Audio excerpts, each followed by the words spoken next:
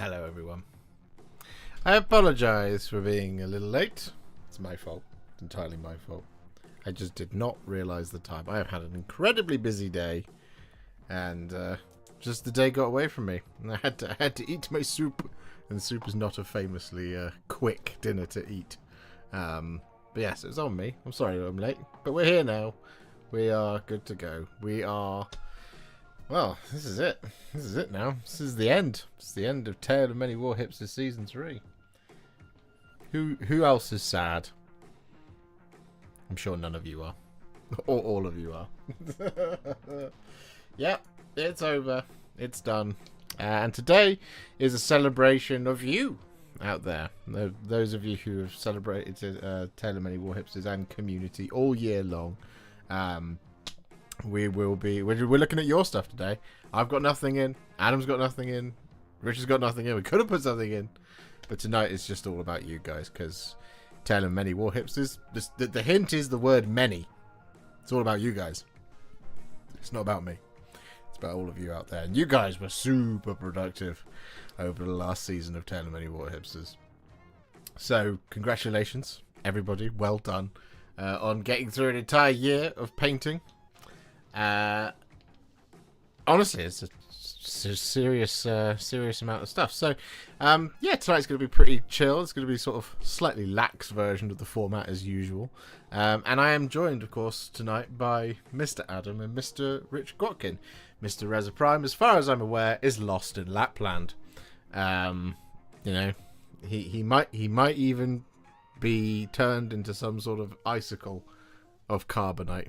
I'm picturing somewhere in the frigid north there is a sculpture with him locked within inside it, cryo-frozen for the future. But what we'll do is I shall undeafen now, and the gentleman should be able to hear me. And we shall pop across to this screen. And all three of us should be on screen for you guys at home. Can everybody see them? Can everybody hear them? Say hello, guys. Hello. Hello, hello. How we doing? You lovely, wonderful, sexy people. Is Rich in Lapland? Is that where he is? Somewhere in that sort of region. Yeah, he's knobbing about in the snow somewhere. He got lost in the woods. Yeah. It's not a holiday. He's just lost. Yeah. I'm picturing he's not been torn apart by wolves, rather he has torn apart some wolves. You know, I'm not fearful for his life, but you know, he is currently bear grilling it around the Scandinavian region. Someone told him what a lap dance was, and he was like, "A land of lap dancing? I must go to Lapland." That sounds very accurate.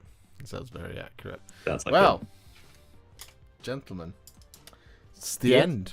It's the finale. I know. The finale.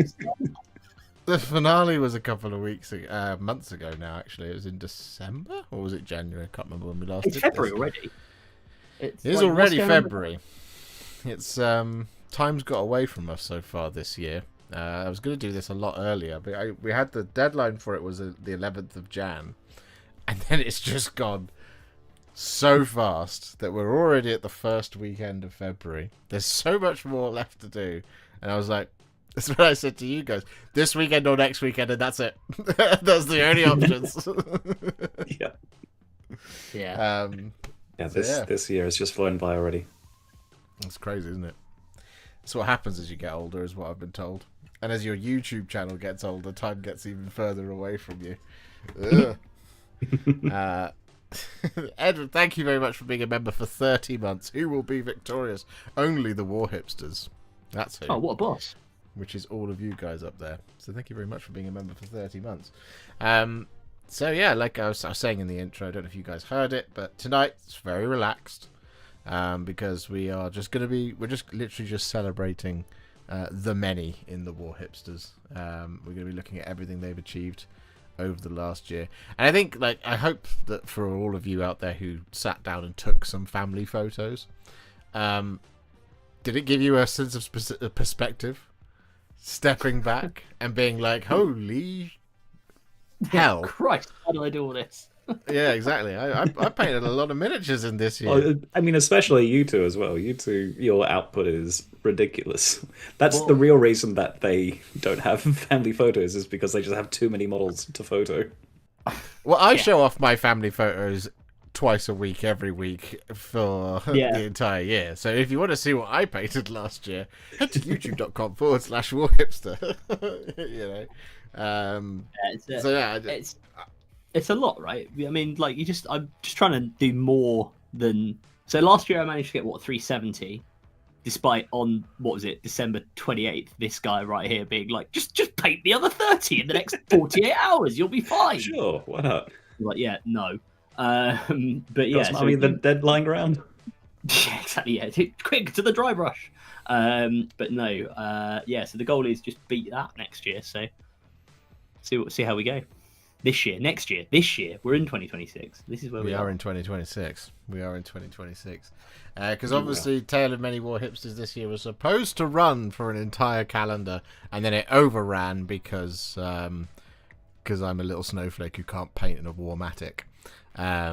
And so we missed a month, so you ended up bumping it back a year, which is why it's all a little bit skew-if that we're doing this now on the 8th of February. So it's been a little while. So yeah, that's fine. In all fairness, you calling that a Warmatic is really underselling it, because it's more like a sort of sauna that happens with paint in it. That's true.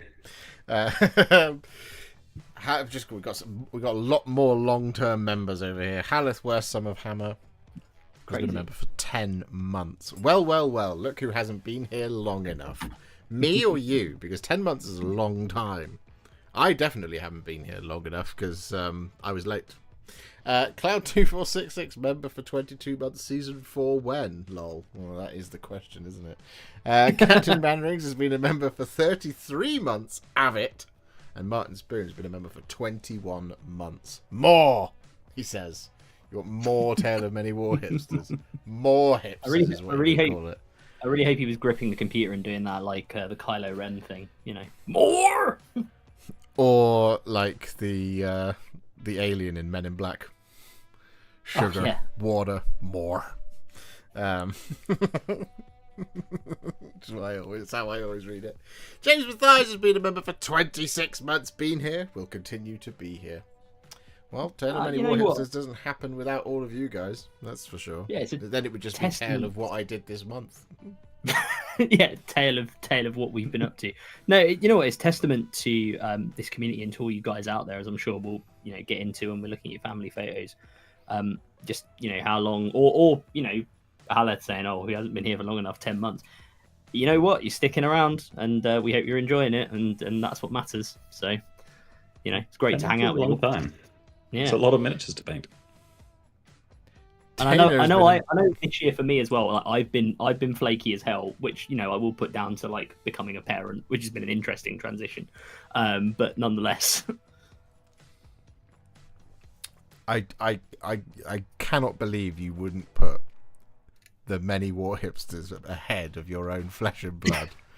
Well, you see, the thing is, Josh, I like having like a family life and a wife that likes me. And I like being alive, so I don't want to push that one really.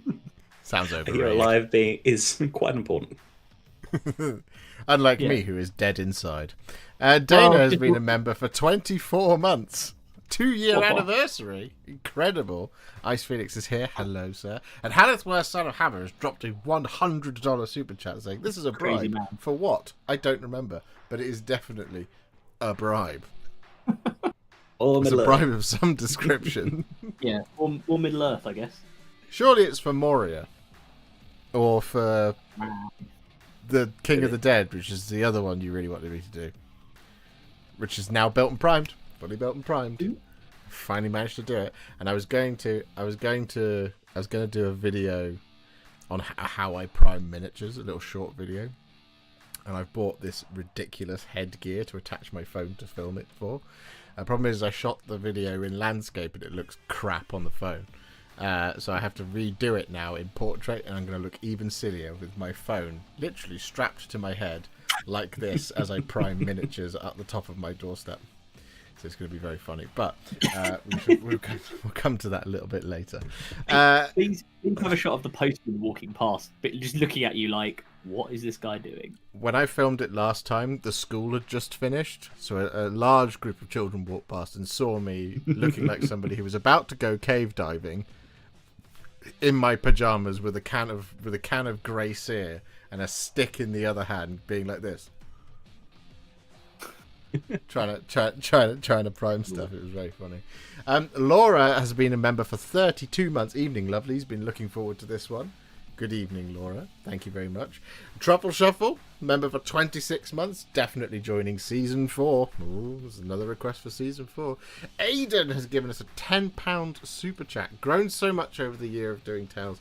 Pushed myself to tackle menus that I never thought I'd be able to, and I can only thank the community and Josh for the inspiration and love you've all shown. It's very kind. It's very sweet. Thank you very much for the £10 super chat. And Street P has been a member for 7 months. Not double digits, but I did start watching early. That's my man. That's what we're doing. Ricky Drinks Paint has been a member for 33 months. All of this long-term membership here, all just showing just how much Tale of Many Warhipsters is something that you shall clamour for season 4. Well, before we get into season 4, we've got to wrap up season 3. So is it time to jump in? Yes. Do we think? Yes. I think so. All right, let's do it. I will warn you, James Matias, you're up first. Because none of the rest of us have a picture. So here we go. Boom, there you are. So here we are, number 1, Mr. James Matias, with his incredible family photo. He does say that he could not fit everything on his photo table, let alone in a single reasonable photo. So I put a few of my favourites in a group shot. There is a lot of representation of the overall season. I'm really proud of this season and so proud to be a really small part of it. You've been a massive part of it, James. You've submitted every month. Every single month. We actually had, and later on we'll do the prize draw, of course, but we actually had quite a few 12-monthers. I was surprised. Yeah, because you know, it's a lot of work to submit every month. Huh? It's a lot of work to do it every single month as well.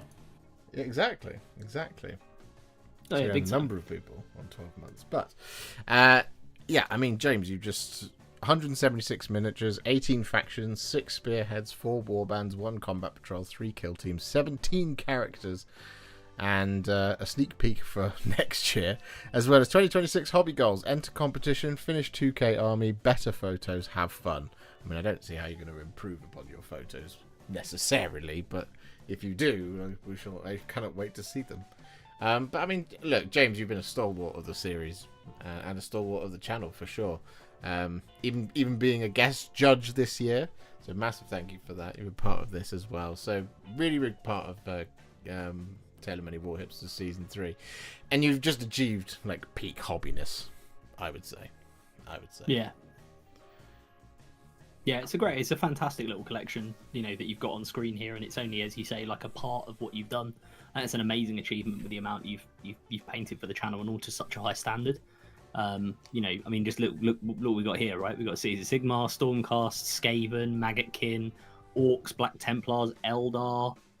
What else? Tyranids, Nighthaunt, and not Gloomspite Gits.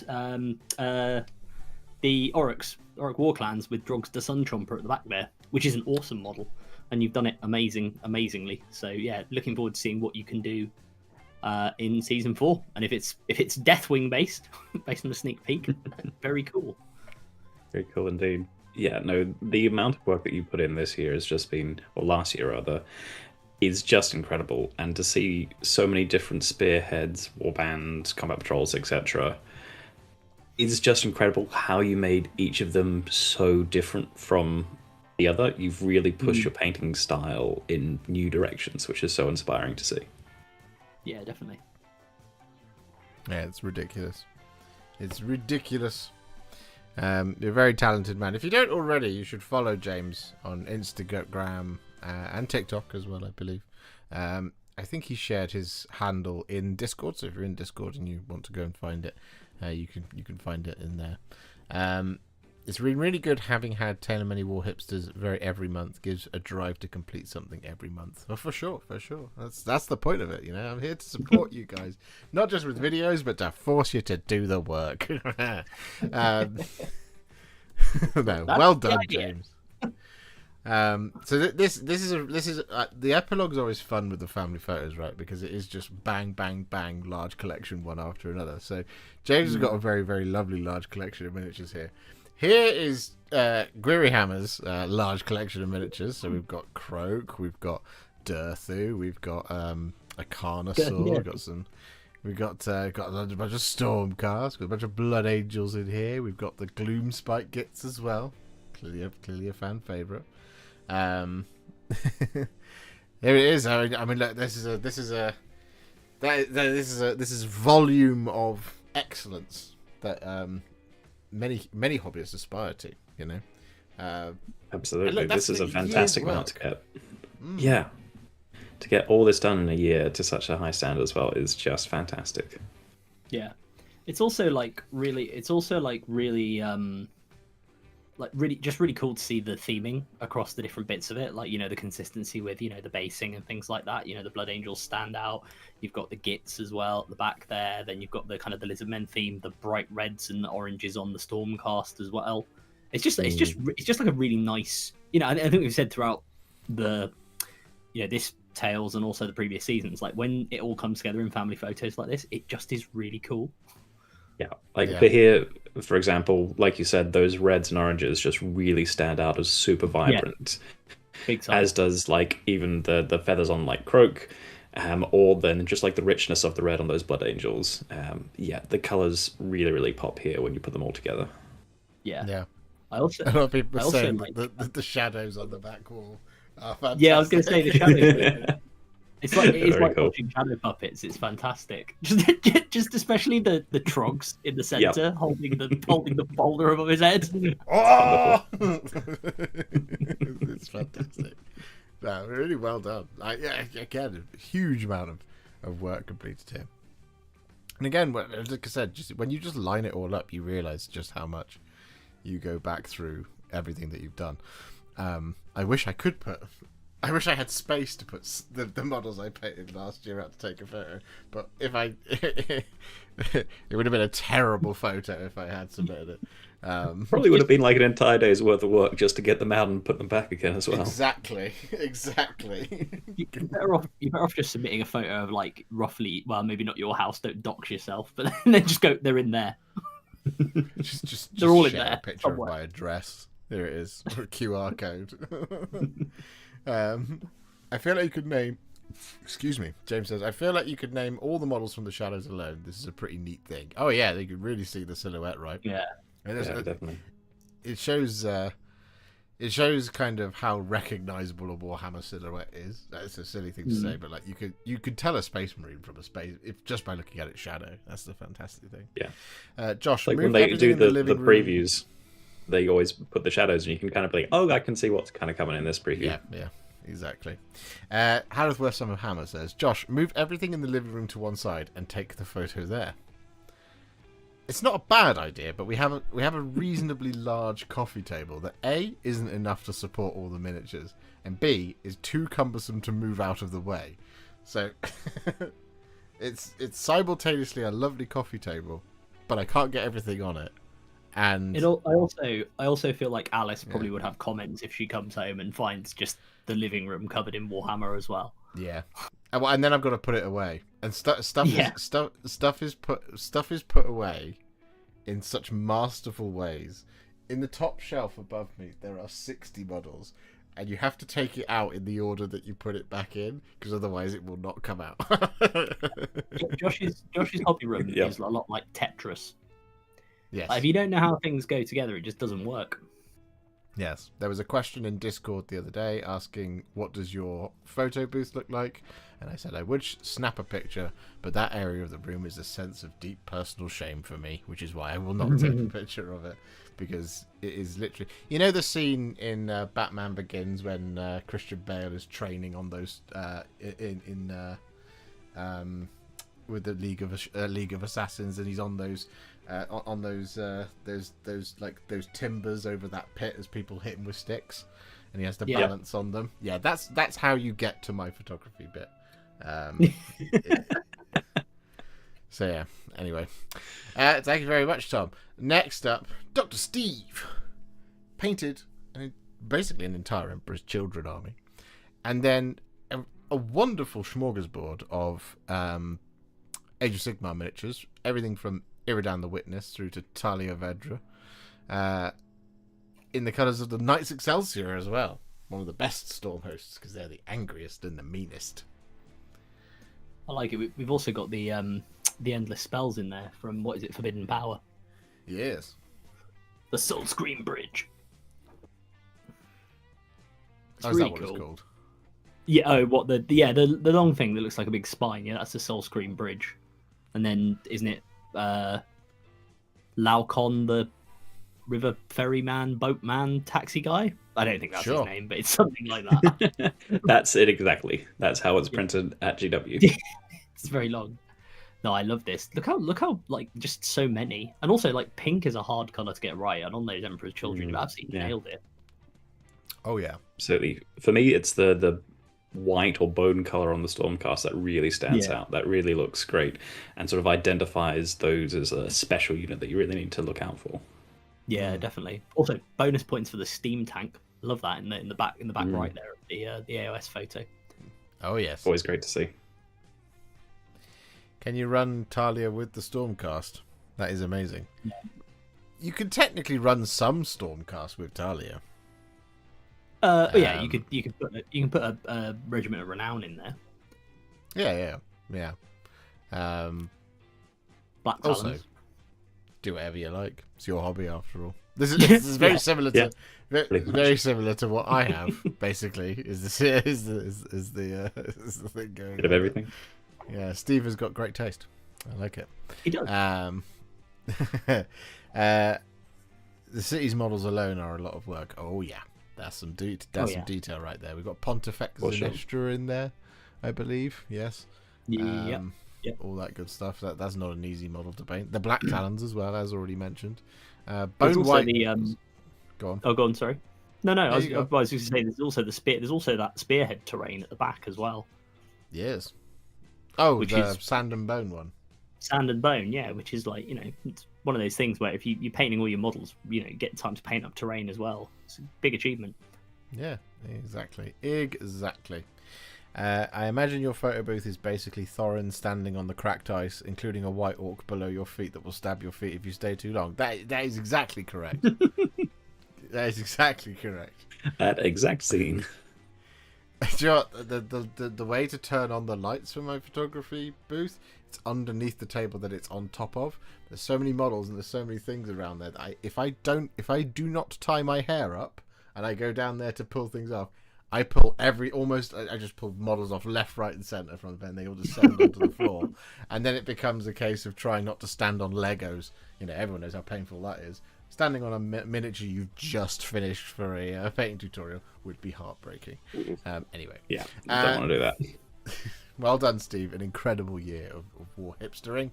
Next up, No Skill Painter, demonstrating, of course, once and for all that he does indeed have all of the skill with, a fantastic, beautiful selection of Stormcast Eternals. I think maybe he's shooting for some favourite points from me, perhaps. You're not allowed to comment on anything involving too many Stormcasts because of your innate bias. Yeah, well, I mean, also dragons as well. There's plenty of dragons here too. Yeah. Stormcast dragons was not to like. Exactly. Nah, I mean it's just really like you look at the across those models, you're sitting there going, I mean, this could be box art. Like it quite happily could be product photography for GW. I mean, that's the standard. I would say yes, but the blue here is a bit more brilliant than GW's blue. Oh yeah, no, I mean, really sorry, I mean in the stands sense of, yeah, I mean, you're right. It's the same kind of quality. Oh yeah, for sure. Yeah, that's all I'm saying. Like it's just really, really, really, really good and just so consistent across them. And yeah, I think doing that slightly more vibrant blue color on the sort of cloaks and various other things that are on like the reins on the Griff Charger and things like that, and also on bringing it across into the dragons. And the fact you've got so many different, you've got 5 different dragon skins completely there, which is really cool, the way you've done it. So, yeah, first of all, I think lovely. Well done, No Skill Painter. Second of all, rename yourself. Just take out the NO, just Skill Painter. Yeah, Skill Painter, yeah. All no, for because Josh. Skill Painter sounds like I'll some happily take awful, them, mate. app. Sorry, Josh. You just said in the chat, all for Josh. I said I'll happily take them, mate. Yeah. Yeah, you can't call yourself Skill Painter though, because I don't know why, that just sounds like some horrible AI app thing that someone's like, for just $24.99 a month, and Skill Painter will paint your models for you using AI, like that kind of thing. No, come up with a new name. No, absolutely ridiculous year of the best models in all of Games Workshop's production history. So the only criticism I will make is that there's only 3 prosecutors. You I thought that might be it, but they are there. Adam, prosecutors elite. They are goated. I will do another 6 this year. You're turning into one of those YouTube channels that's like, don't bother with a fun thematic mixed list. It's like spam this one unit. Yeah, what's wrong with everything having lightning fire wings? There's nothing wrong with that. That's amazing. You can really tell that you're a Blood Angels player, can't you? No. Yeah, is this like everything must have wings. Is this unrequited love because you didn't like the new what are they called? The Blood Angels guys that they took Sanguinary Guard. Sanguinary Guard, yeah. I think they're fine. I genuinely I don't dislike those models. Just prosecutors are just better. But no, well done, No Skill Painter. Amazing year. Cloud2466 painted the entirety of Old Yarnum. I hope I got that right. Or New Yarnum, or just from Blood Bowl. Not Blood Bowl, sorry. Bloodborne. They're very close. Okay. Leave me alone. And then we painted a lot of Eddies from Iron Maiden. And then just an eclectic mix of all things 40k from across the spectrum. We've got Ultramarines, Grey Knights, Blood Ravens. I realise those are all Space Marines, but we do have some Imperial Knights, some Eldari, some Orcs. There's more in there. I think there's some Admech. Yeah. I mean, that picture alone just looks like the entirety of the 40k range put into one picture. It's got a little bit of everything. Yeah, it's really cool. It's a really cool mix of just multiple different faction schemes. And yeah, I gotta admit, like it was really cool seeing the work you'd done on like because I'm very much like a GW painter. I don't really, apart from a bit of Trench Crusade, I haven't really engaged with other systems, which is just a time thing. So it was really cool to see, the Bloodborne models and sort of, and this goes actually for everybody. I'm sure we'll see others in the collection, but like to see you painting up non-Warhammer stuff as well, and to such a cool standard was really cool. So yeah, more, please. Yeah, it's always a delight to see what else is out there in terms of miniatures and what you guys are painting. Cloud, do you sit back and go, I had a pretty good year? Because I hope you did when you were taking these photos. People are mentioning as well that it's on top of the induction hob. You are not the only one that has done that. When I lived in a flat in Cheltenham, next to the Waitrose car park, and in there I had a very similar setup, but it was a wooden countertop, and I was like, this is perfect for taking models. I've got a lovely induction hob. This is black down here, and it's got a lovely light over the top. I did exactly the same thing. So great minds think alike. Great minds think alike in that regard. But no, I mean, look, this is just an enormous amount of painting. I have a question though around the Bloodborne stuff. Did you play the game a bunch to get a bunch of painting references, or are there lots of decent pictures? Because if it's a board game, most of the time the pictures that are like on the box are just of grey plastic or whatever coloured plastic that they provide. They don't actually show you what a paint a minute show should look like, perhaps. So maybe there's some great online references, please do let us know. But from my experiences, board game photos are just, here's plastic. Because in my mind, Yeah. what he's doing is he's playing Bloodborne, right, and painting the miniature at the same time. And he's such an elite Bloodborne player that he's able to just avoid and parry as long as it takes to paint the miniature. Yeah. Which would make you one of those types of people who can be like, I completed Bloodborne using a Dance Dance Revolution dance mat. That kind of thing. While also painting. Oh, what, while also painting the range. There's people who like play shooting games using like pan pipes and stuff. Yeah, exactly that. I played it a bunch, but got us just after the Witches of Hemwick when my skill failed me. I got a lot of the influence from the wiki. I wish, Josh, I still haven't finished it. It's a great game. You should finish it, my friend. You've painted it. Now you should finish it. But thank you very much. Next up, we have Tattoo Zoologist, who I know has done a lot more than this, but he chose to show off his Sons of Bahamut that won at Armies on Parade 2025. It's very cool. And Very I mean, we got some Kratos-inspired Gargants here, which, I felt the call. I felt the call to play that game for like the last month and a half. And you guys were with me, weren't you? And I can't remember what we were doing. You were doing a hobby hangout whilst I was playing God of War. Just like, I can't listen. I'm just doing this. I'm obsessed with those birds. So yeah, that was to be fair, that was a feature of my my paternity leave this year when my son was very much still a potato baby where all they do is feed and sleep all the time. Was that when he was asleep, like especially if I was downstairs and he was sleeping on me, which is lovely, but if I wasn't tired, the one thing I would do, and my wife as well to be fair, was play through God of War. So actually managed to like complete God of War whilst my son was still sort of very, very, very small.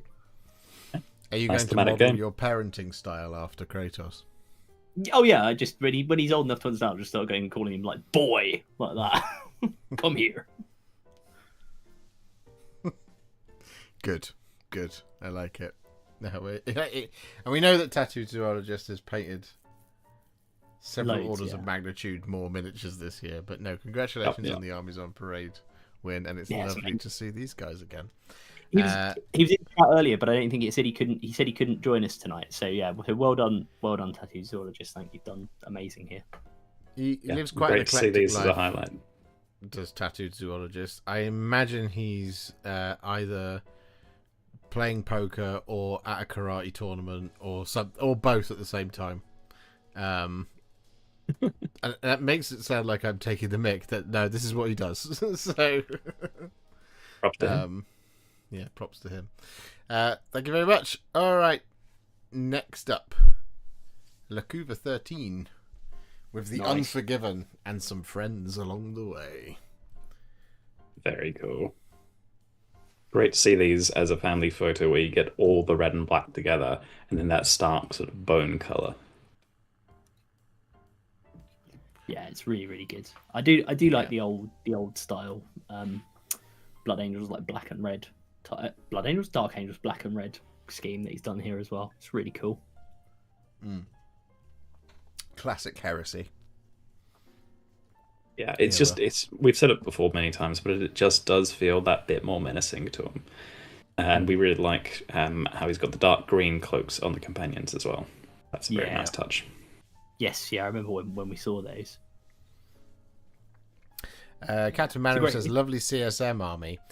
I would say it is a lovely CSM army because we do have, obviously, the undue influence of Abaddon the Despoiler here and a Jump Lord as well. However, I do feel like that is balanced out by Dante the Lion and Gilliman, which does nudge these guys towards towards the Loyalists. You have got Cypher as well, to be fair. Cypher's a bit of an unknown, though, isn't he? We don't know. Is he bad? Is he good? Who knows? Yeah. Many would say he's a Cypher. Yeah, many would say that. I wonder where he got the name! I mean, to be fair, that basically was GW's naming convention when they first wrote the game. That's true. Yeah, that's true. Corvus Corax, Raven of the Raven Guard.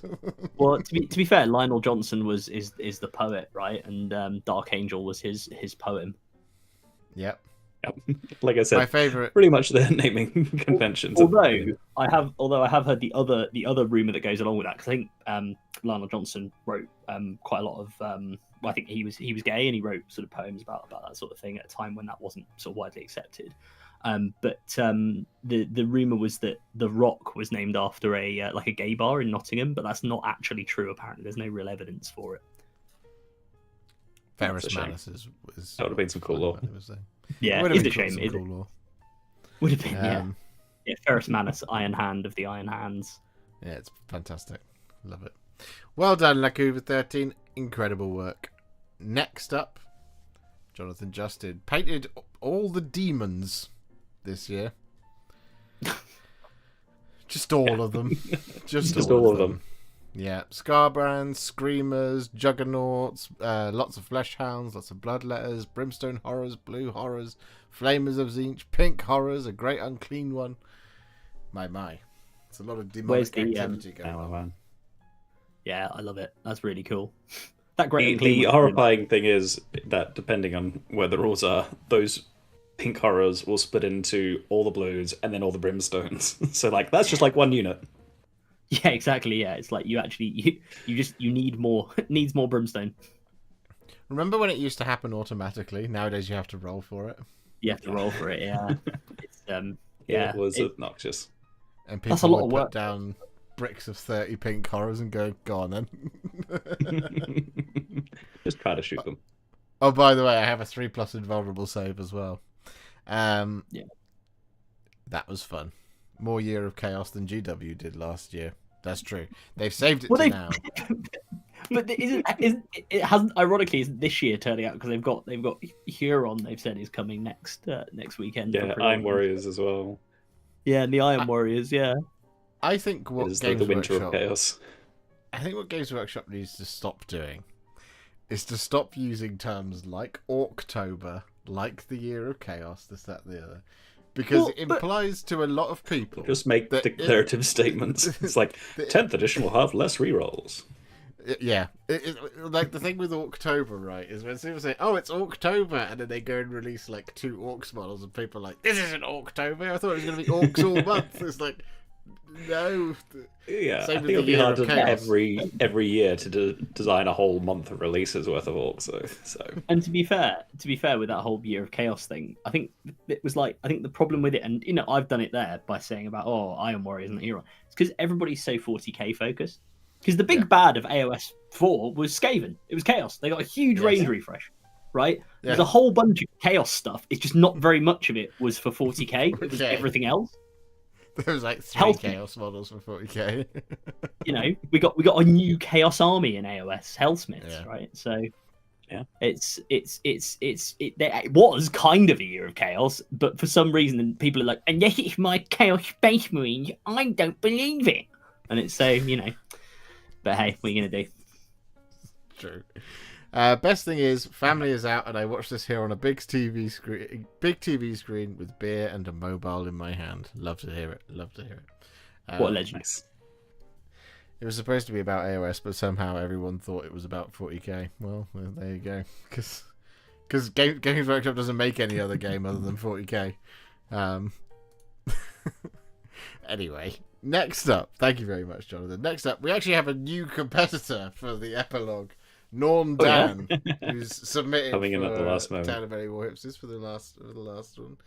We do have a Hive Tyrant. We have a company champion. So typical Tale of Many Warhipsters hats on here, guys. And we also have what's it called? Avelinor, the Stoneheart King. The Stoneheart King. Thank you very much. Painted for us to have a look at today. I love it. I love that cow mountain. Oh. Excellent. I really like the red. The armor red on that. All the filigree on the armor is just impeccable. Yeah, it's really, really nice, isn't it? I love the Hive Tyrant as well. It's very classic scheme as well. Yeah, with the red Hydra. Gun. It's Hydra, isn't it? Yes. You would be the one to know, Josh. Yeah, you're the one that. So we're gonna trust you on that one. Oh yeah, I've done a lot of Hydra. Oh come on. Yeah, I think it is. I think you're gonna go. Oh yeah, I'm the painting guy. Oh yeah, I paint miniatures. Oh yeah, I should know what I'm talking about.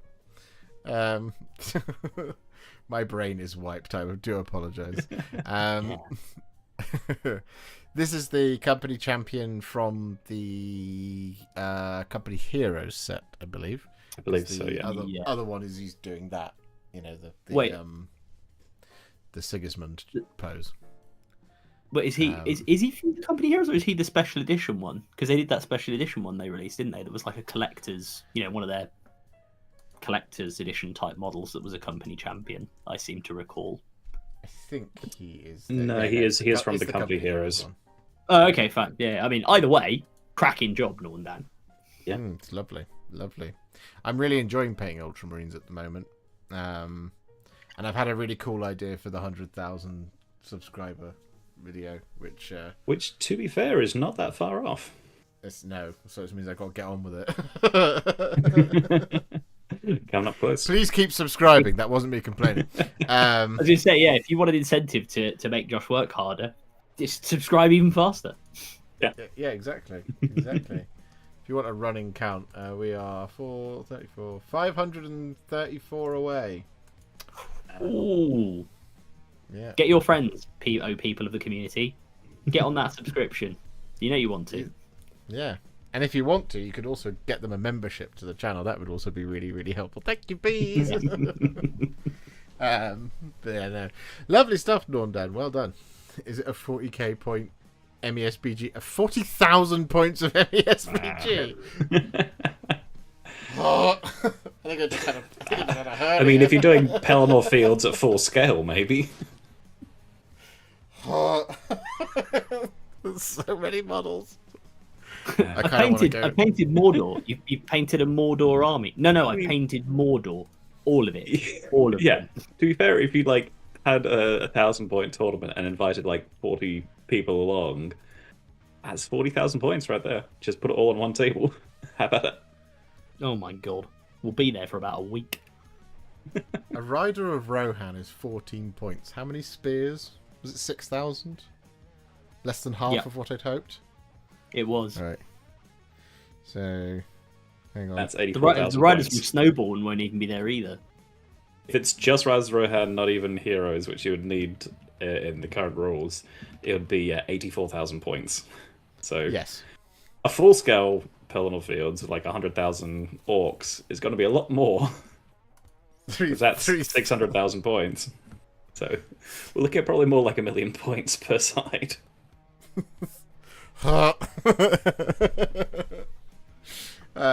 This is becoming like a Zorp video. It's like, how many orcs can I get on the table? Shall I ask Games Workshop if they want to send me a mountain of plastic and it's just 6,000 Riders of Rohan? You get 6 of them in a box. So you would need. How many would you need? That's a lot of models to paint because it's basically 2 models because it's a rider and the horse. So it's more like 12,000 models. Well, also, hang on, you also need the warriors on foot to represent them if they get unhorsed. So. True. Of course. Good luck. But that's less expensive because there's 24 of them in a box. I'm not thinking about price. The cavalry alone will only take you 10 years to paint. It's fine. For 100k subs, Josh gets a mountain of plastic. Give me 48 hours, says Ricky Drinks Paints. Well, if you out there would like to help contribute towards 6,000 Riders of Rohan that I have to somehow paint within 500 subscribers worth. I'm not even going to go there because that strays into the world of making promises I definitely won't keep. But thank you very much, Norn Dan. Thank you for submitting. James Minis is next with again. Just look at that. I mean, we've got an entire Sisters of Battle contingent here. We have an Imperial Knight, yes, because it's dedicated to the Sisters of Battle. We've got I want to say that's a Medusa Shrine or something like that for the Daughters of Cain. We've got along those lines. We've got a Lord of Pocket Change. We have a Tree Lord. Yeah. Yeah, that is a Tree Lord. Not an ancient. Got some. Is it a blood rack shrine? I think it is a blood rack shrine. I love Happy it. to go That's to the really GW site and buy all the riders I can afford for you. I think I would have a aneurysm if 6,000 boxes. You also feel like How many GW would is just cancel that order, being Yeah, like, "This no, it isn't would. real." This is definitely fraud. How many would you need to buy? Is it Why are 600? we Well, doing 1,000 boxes, right? Because it's 6 riders per box. Yeah. Yes. 1,000 boxes. Oh, I'm just gonna. they won't. Let's just see Yeah, if to be we fair, have they that- might not with Hallethworth or Hammer's history on the website. They'll be like, yeah, that seems normal. Anyway, James has. I think we got the entire contents of actually of a spearhead here as well. Oh, is that? No, it's not. That's. It's the Well, Silver that's Nest spearhead, Ethel isn't it? I believe so. Yes. Nice. The orange really pops on the Sylvaneth there as well. Oh yeah, Kairos or the Lord of Change as well. Just again another silhouette that you just really pops out. But the sort of colours from this distance look fantastic. Yeah, very, very It's cool. gorgeous. It's a gorgeous collection. How many pots And of there's glue also would a you fellowship in there as well. I Just totally by that missed just to the bottom right. There's Oh, some yes. Rohan and there's a fellowship. Speaking of Rohan, how many pots of glue would you need to build all of those? Actually, not that many. To build a rider of Rohan, you need to stick 2 halves of a horse together and attach a shield, and that's it. They're pretty simple. I'm not trying to. Yeah, I'm not that- trying to. So The old Lord of the Rings miniatures are great for that. It's often also got some with some of the bad simple news ones, it's for you. just put it onto base, done. I've also got some bad news for you. I just, as an experiment, I was like, I wonder how many Riders of Rohan I can theoretically put in my cart. The answer is 65, and that's it. That's all GW will allow. And you can only put them in 10 at a time. So Wow. I will Might be refuse that delivery. I will. oh no, Um, is it someone with a big Sisters Battle Army as well? This is very, very cool to see on the tabletop. Yeah, especially with the classic colours as well. Yeah, Yeah. it looks really cool, and the knight to go with it is just cracking. Good use I of love the good use of the banners from the Seraphim or the Zephyrim as well. Hmm. Oh, I hadn't even clocked that. Yes, that's very clever, isn't it? Mm. That's good. The longer you look at this photo, the more that like you pick out little bits and miniatures that like, oh, and there's this, oh, and there's this, oh, and there's this. Hmm. Just an That's incredible lovely. collection to paint in a year. Yeah, and again, just a year's worth of work. Absolutely fantastic. You doing a video for the Whip Boys for the Sisters anytime soon? Which ones are they? The Arco, presumably. Have I not done them? I thought you did. I thought I did them back in the day. I've definitely painted some in the past. I think they were part of the Sisters Army box when it first came out. So if you did that, it might have been part of that video. Yeah, they were. No, I did They a were- I did a sisters eight of I did a them. sisters commission, which definitely had Ah. Arco-Flagellants and Sisters Repentia, and then there was something like 40 Battle Sisters or something in it as well. Needs more Battle Sisters. Needs more Battle Sisters. Exactly. Well done, James. Next up, Chris, late entrant into Taylor Many Warhipsters. He only started with us in episode 12. But we do have an Eldrad Ulthuan, and we have, I think, a tentative first steps into the Black Templars as well. So traditional Taylor Many Warhipsters again. But yes, I mean, I love this Eldrad scheme, and we said wax lyrical about Chris's Avatar of Cain. Do you remember that one with all the nebula stuff going on all over it? Yep. Continued that theme here into. I want to say that it is Eldrad, isn't it? Yeah, that's E Drizzle. E Drizzle. Yep.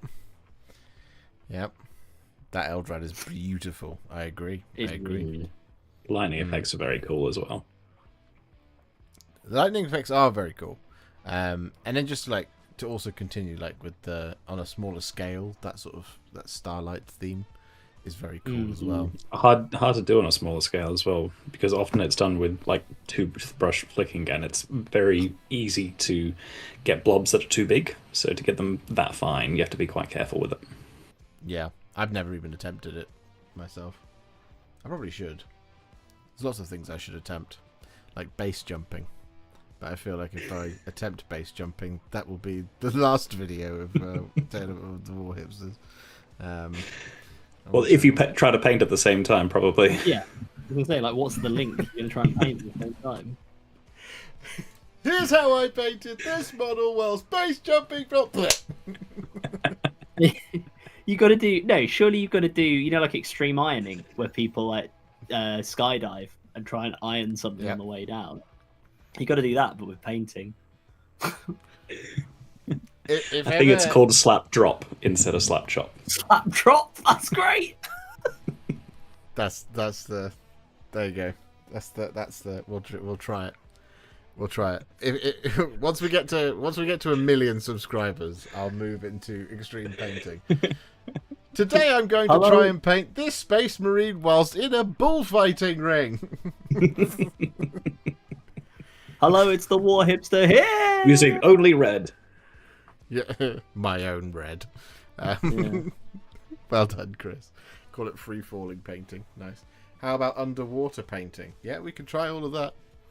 Well, this is dangerously getting towards trying to get to see me naked again, and I don't appreciate that. Just get to 1 million subs, and then we can worry about it. Games Workshop don't want you to know this one simple technique. I set up my painting desk. You definitely got to call it beginner painting tutorial. How to paint your miniatures fast. Set up your painting desk. Paint up your painting desk on the track at Monaco. So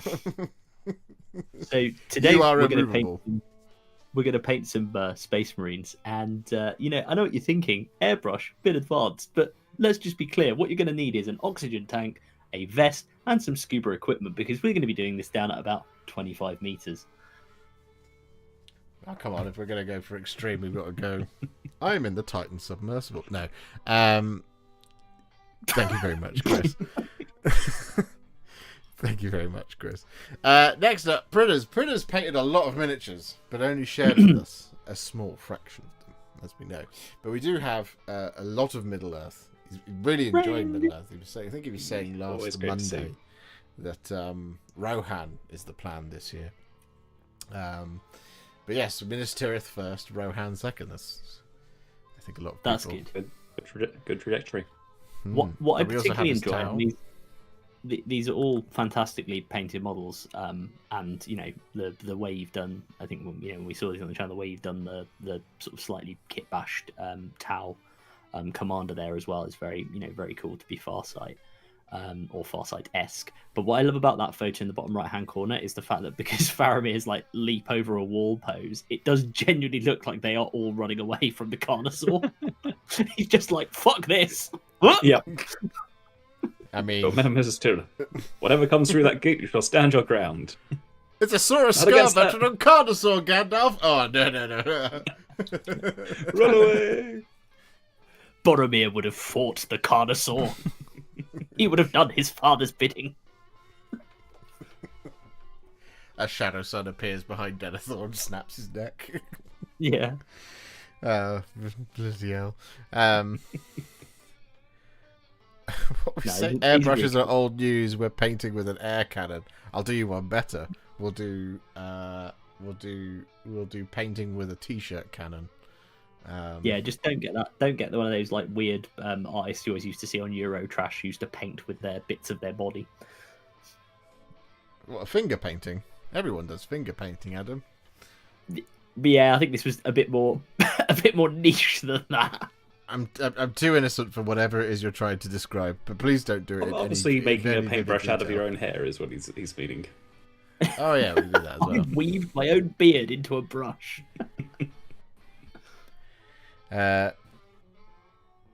Need the dying arrow Boromir kit bash with teeth in him instead of arrows. Yep. I think that is going up for made to order as well. worth of a hammer. So you might be in luck there. Why do I feel like we're heading towards Homer's makeup gun? We're always heading towards. Yeah, the makeup gun. Sorry, I had it set to Streetwalker. No, well done, Pridders. That is a lot. It's a lot of stuff. And again, just the tip of the iceberg. The tip of the iceberg. Next up, let's have some Necrons, shall we? We've been waiting for this one all year. Necrons from Icephoenix100. But behold, the Very Silent nice. Legion, all in its glory. At long last, we've been waiting to see this one, and it's been well worth the wait because I mean, behold. Honestly, it looks like you've just taken it from GW's shelves. It's straight out of the books and onto our screens here. It's looking fantastic. Yeah, it is really, really good. It is beautiful. He's done a fantastic job with these. It's phenomenal. Yeah, I mean, this is why we always love to see family photos, because when we see these units individually, they all look fantastic. But when you put them together as an army and you see that color scheme repeated, it's just a whole different level of effect. Yeah, it is really good. It's really good. That Silent King's fantastic, isn't it? It's just like the Triarch Stalker and the Doomsday Arc, and beautiful stuff. But I like the carrying on of the Zarakan scheme onto those, because I think even when like G-Dubs did the Zarakan not Triarch Stalker, the what's it called, the big walker robot ones, the healing one and the big one with a gun on its back that I can't remember the name of. But even when they did them, the bronze on the legs wasn't quite as like bright as it is here, and I actually really like that. I really like how it translates on the guns as well. Yeah, exactly. Yeah, I think they were still silver. Is it the Canoptek Doomstalker and the Canoptek It is, Reanimator? and the Canoptek. That would be one. Yeah, that's the ones. Yeah, it's great. And same on the it's Ghost Arc? I forget as well. But yeah, seeing the bronze on there, and then just all the little pops of color from all the glowing orbs, right down from the guns to the slightly larger ones, and then obviously got the Catan and the on all the big miniatures as well. It's having those accent colors repeated across an army really helps break up the color scheme as well, because otherwise it'd be a lot of silver and bronze, and that's great, but having the accent colors there really, really sells. I love how the blades shimmer at this distance. You see it on the Overlord in the bottom left. Yeah, definitely. And the Scorpec Lord as well. The Scorpec Lord. Yeah.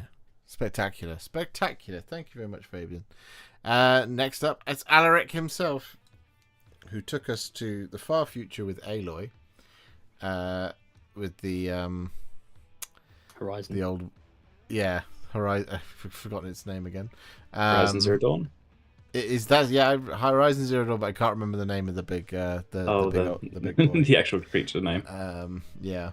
But we also and again we have the Aliens board game, we have the Dungeons and Doggos, we have the Fellowship of the Ring, we have some Moria Goblins, Gene Stealers, Battletech is here, Maggotkin of Nurgle, a whimsical goblin in snow, you know.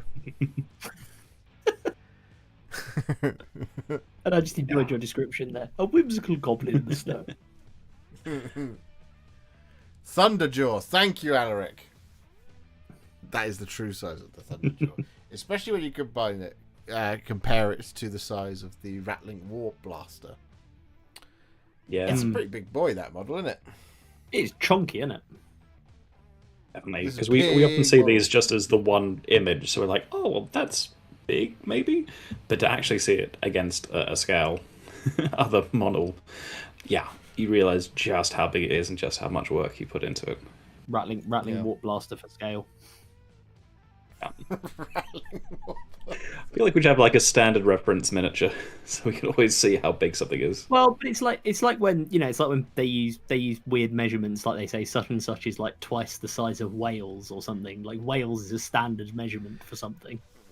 which is it's great for whales, but it doesn't really tell you much unless you know how. Also, big very whales many different types of whales. Well, yeah. Well, I'm thinking the one filled with Welsh people mostly. Oh, yeah. I was gonna say it's like a blue whale, the sperm whale, like what humpback whale, like what whale are we comparing to? But yes, I follow your drift with the country of Wales. We see when they talk about when they talk about stuff breaking off, and they're like, "This is an iceberg the size of Wales," and it's like, well, I get that that's pretty big, but what are we talking? Bigger than Wales, smaller than Iceland? Like, what's my scale here? Yeah,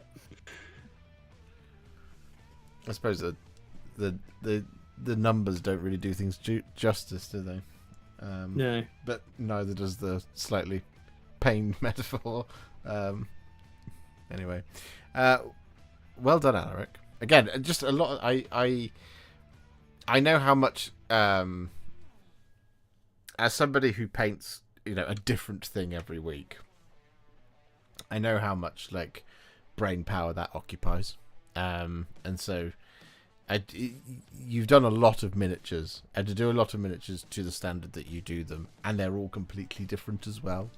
Even having a fellowship in there, right? We've seen a couple of fellowships already, but it's 9 models that are all okay. They're all from the Lord of the Rings, but they're all reasonably different, and so it taxes the brain. It's not like you're painting a scheme across them.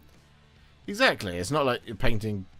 Well, it's just Space Marines, where it's okay. Well, I'm doing the same. It's mechanically the same thing over and over and over again, and of course, it's such an eclectic collection that you've done that. And then it was just thrown in a Thunderjaw just for good work, so good measure. So well done. Speaking of an entire painted army, would you like to see Dan Elliott's Emperor's Children? Ooh, good lord. A couple of Demon Princes, 1 Keeper of Secrets.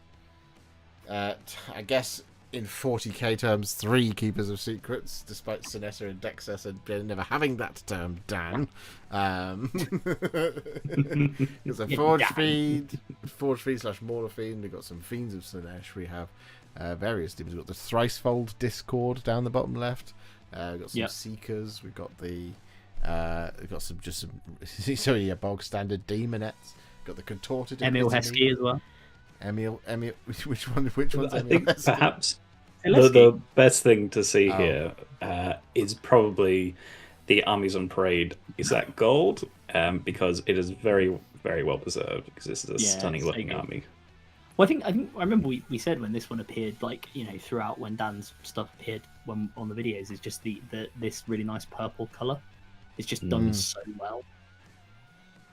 Oh, yeah, agreed. No, it's really lustrous purple, and then to have those extra pops of color, especially in the wings of the demons at the back, all the bits of that are glowing, and then in the lights as well. But I really love your choice of sandy texture on the base here. It's nice, it's simple, but it lets the rest of the models stand out. Because it's a little bit more muted than yellow, and yellow is the complementary color or the opposite color of purple, so it really lifts up the purple, and it's a great choice. Yeah, you did amazing, Dan. I mean, congratulations. It just looks stunning. I'm not surprised you got gold. Frankly, it's really, really good. It's breathtaking. Excellent work. First time I've entered and he won gold. Well, there you go. Now, you've set the baseline for yourself. If you enter again, you have to win another gold. Or go one and I better. can't pick the same army. Yeah, exactly. Exactly. Well done. Yes. Have you been at Beachhead this weekend by any chance, Dan? Was that this weekend? It was this weekend, yes. I was texting with Joe yesterday about it. He won 1 game because he forgot that he wasn't streaming in the other 2 games, and so was playing like an idiot. And I was like, well done, Joe. You haven't been at Beachhead. Oh, that's a shame. But I'm glad you're here with us. Much prefer you to be with us here at Taylor Mini Warhipsters than at Beachhead. Now, well done, mate. Well done. Ridiculous amount of work, but it's a beautiful army. What is next for you, sir? That's what you have to answer. Next up, though, we do have Old Man Nause, who, again, just look, another wonderful collection of varied miniatures within the last year, all completed. So we have his own order of our something for the Sisters of Battle, with some.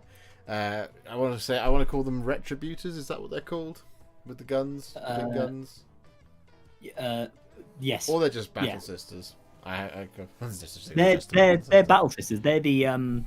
They're battle sisters. That's the fat priest from Blackstone Fortress, who I can't remember the name of, but I also have him, who's very good.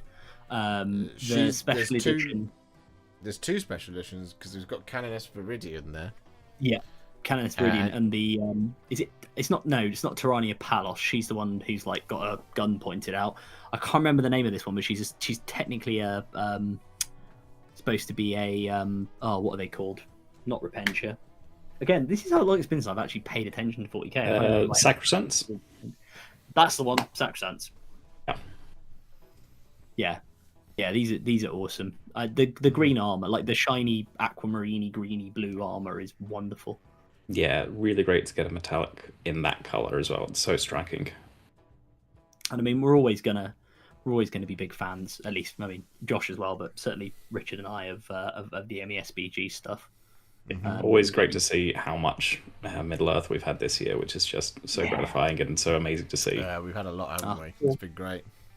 Poor Harmer. But yeah, no, really good, and again, really eclectic collection. Oh, we lost. He's back. He's back. I'm a forehead. Oh no, there I am. I'm back.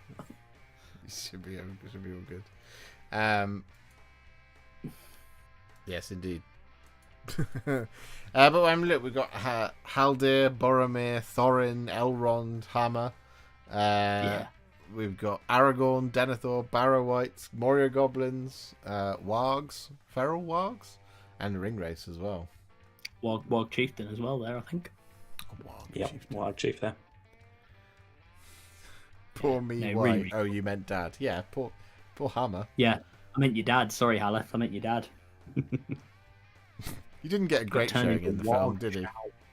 First tries to disarm a wizard and gets and doesn't do it. I cannot let you before Theoden so armed, Gandalf Greyheim. Couldn't disarm an old man. Couldn't not get eaten by a wolf. There we go. All good. I found a good sword. Dad sucked.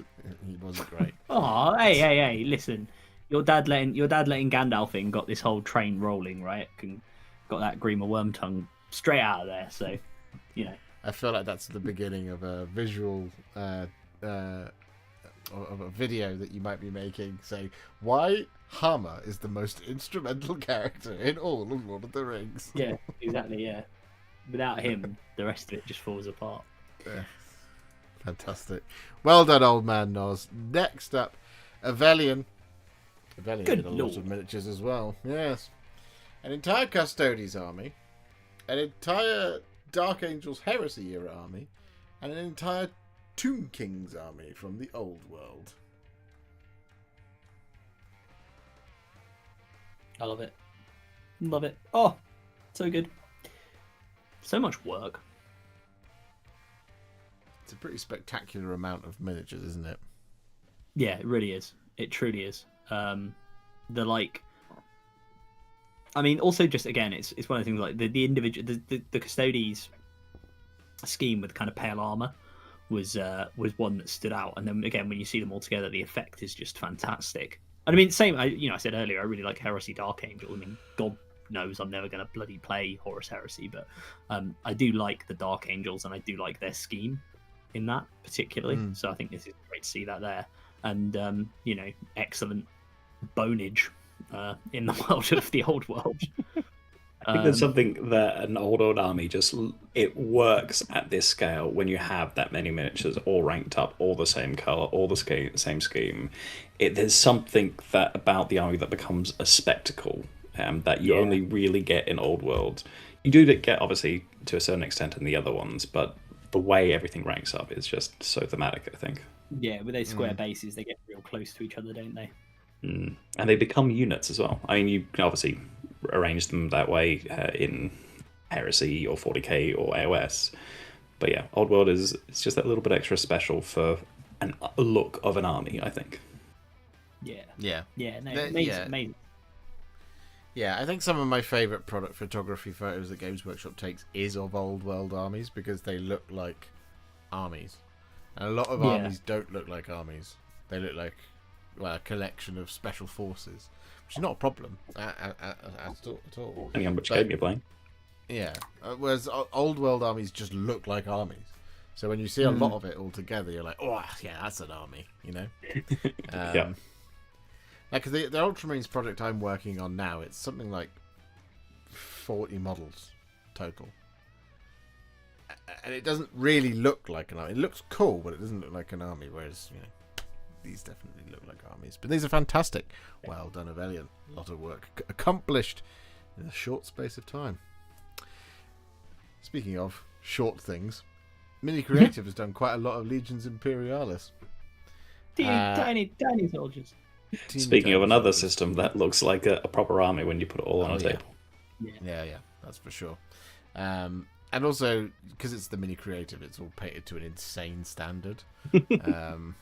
Just an obnoxiously good standard, one might even say. Yeah. Oh yeah, 100%. Yeah. I mean, his Ultramarines are some of the greatest miniatures I've ever seen, and mine pale in comparison. I think they're probably the best. Like, obviously the miniatures are fantastic, but for me, his tanks stand out above everything else. The shading that he gets on those, you can see it there on the Dreadnought. It's just incredible. Yeah, the ability to get that different tone on the big flat panels is on the Dreadnought and on the tank. And actually, you know what? To be fair, indeed, although they're a lot smaller on the Legions Imperialis stuff, because it's small, but it's still reasonably large flat areas. Is really good. And yeah, I just think what a collection, right? Rattling, Titus, the horror of Tesco or whatever it's called for the Tyranids. Parasite of Mordrex. The Parasite of Mordrex. Oh, right, yeah, not the horror of Tesco. Fair enough. No. The horror of Morrison's. Yeah. He's haunting the market street. No, it's just really cool. It's a really good, really good collection. And yeah, that epic, it is epic scale, isn't it? The epic scale stuff in Legions Imperialis is just, it's beautiful. And the level of detail. Like, I remember when we looked at some of these, and the level of detail on the teeny tiny tanks was just crazy. Yeah, obviously you don't fully appreciate it in this photo, but from what you've shared before, it's insane. Like, the level of detail I can achieve on a normal miniature is what you can then achieve on one of these tiny miniatures. Yeah. And you'll probably paint it better than me anyway, so it's utterly insane. Yeah. It's offensive, frankly. Yeah. A touch outrageous. Well done. Yeah. Next up, Martin Spoon. A huge collection of wonderful Age of Sigmar miniatures, and a kill team thrown in for good measure. This is the way around it should be. We have some Hellsmiths of Hashut, we have Slaves to Darkness, Seraphon, Lumineth Realm Lords with the amazing Yidrilan Riverblades, some of the best models Games Workshop's ever made. Got some Stormcast, of course, which means it definitely goes into my top 5 of all time. And some Oryx from the Iron Jaws Persuasion, and then we have the Tempestus Aquilons as well. Yeah. No, this is a great collection. I love the what's the Tzeentch warband called that's there as well? Oh, with all the little weirdos. I love. Yes. See, and I will say this, sorry. Pandemonium?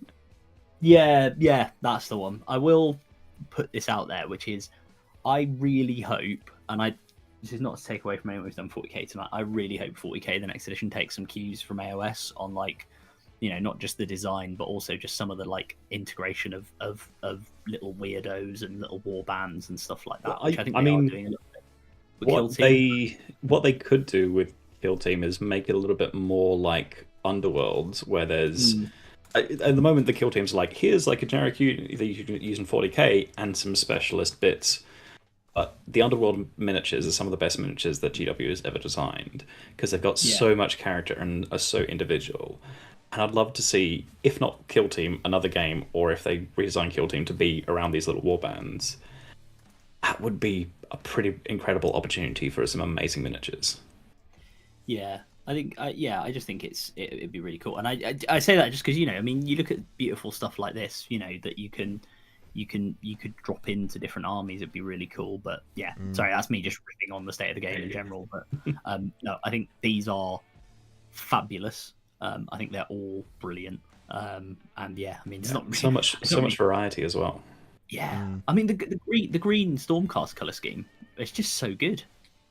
What really stands out here is you're able to get a level of luminosity to some of these colors here, from the flames and the Stormcast and those green highlights to then the flames, and also then even the feathers on the Seraphon there as well. Just incredible. Yeah. It's Ephelim's Pandemonium. There we go. Yeah. We got Pandemonium. Ephelim's Pandemonium. No, it's beautiful. It's beautiful. I love seeing large. This is the thing. I think Turn of Many Warhipsters is one of those few areas where you will see large collections of Age of Sigmar models, large collections of Middle-earth strategy battle games miniatures on the internet.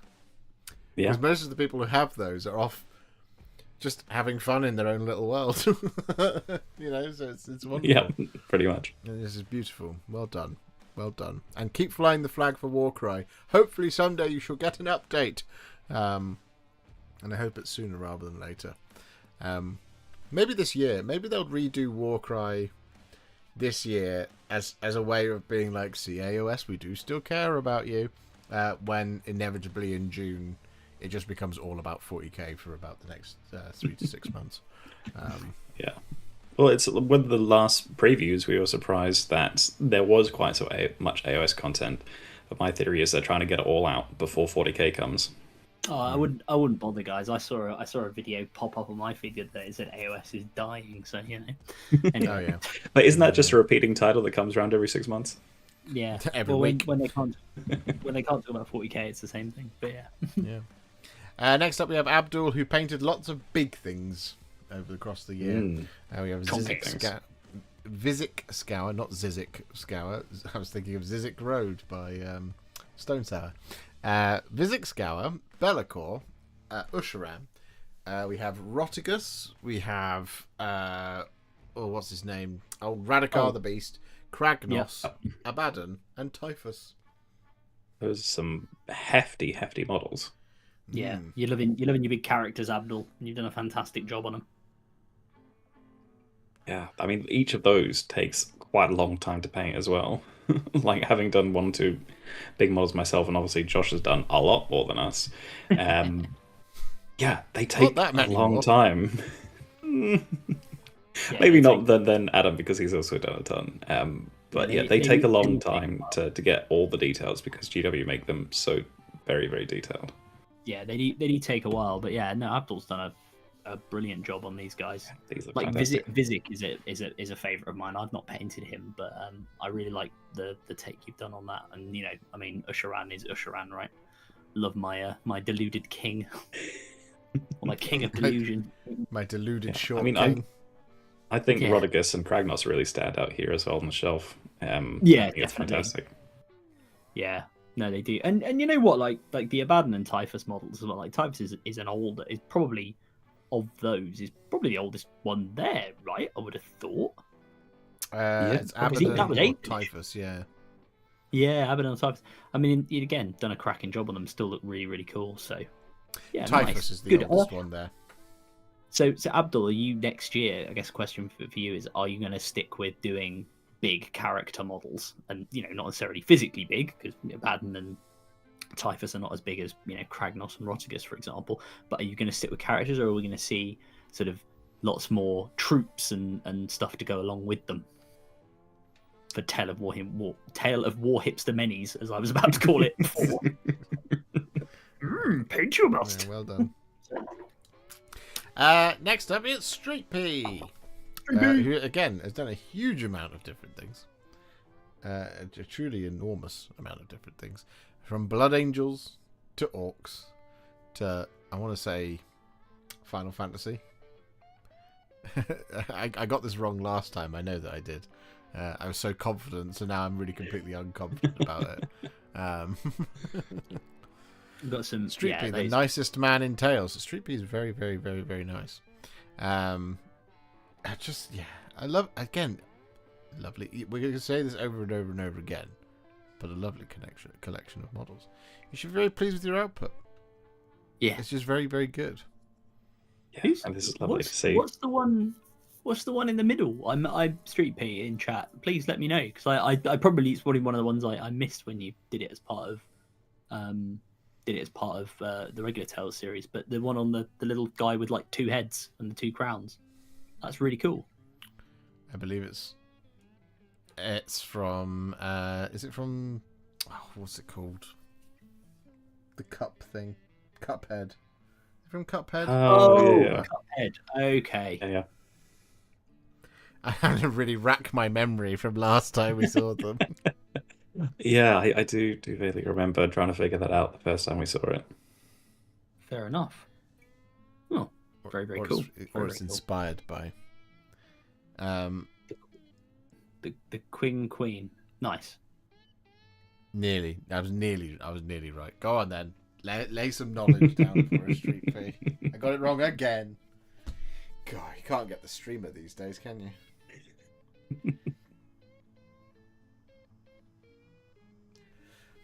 It's from a blatant board game like Cuphead.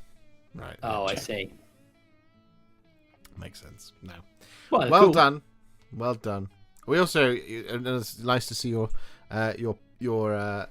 it was a raptor or a dark angel in the forest. It was dark angel in the forest as well. The lovely plant as well. So well done. Well done, you sir. I just said hanging out in the bush. Oh, yes. Yes. Next up, it's another coffee table. It's Crowato.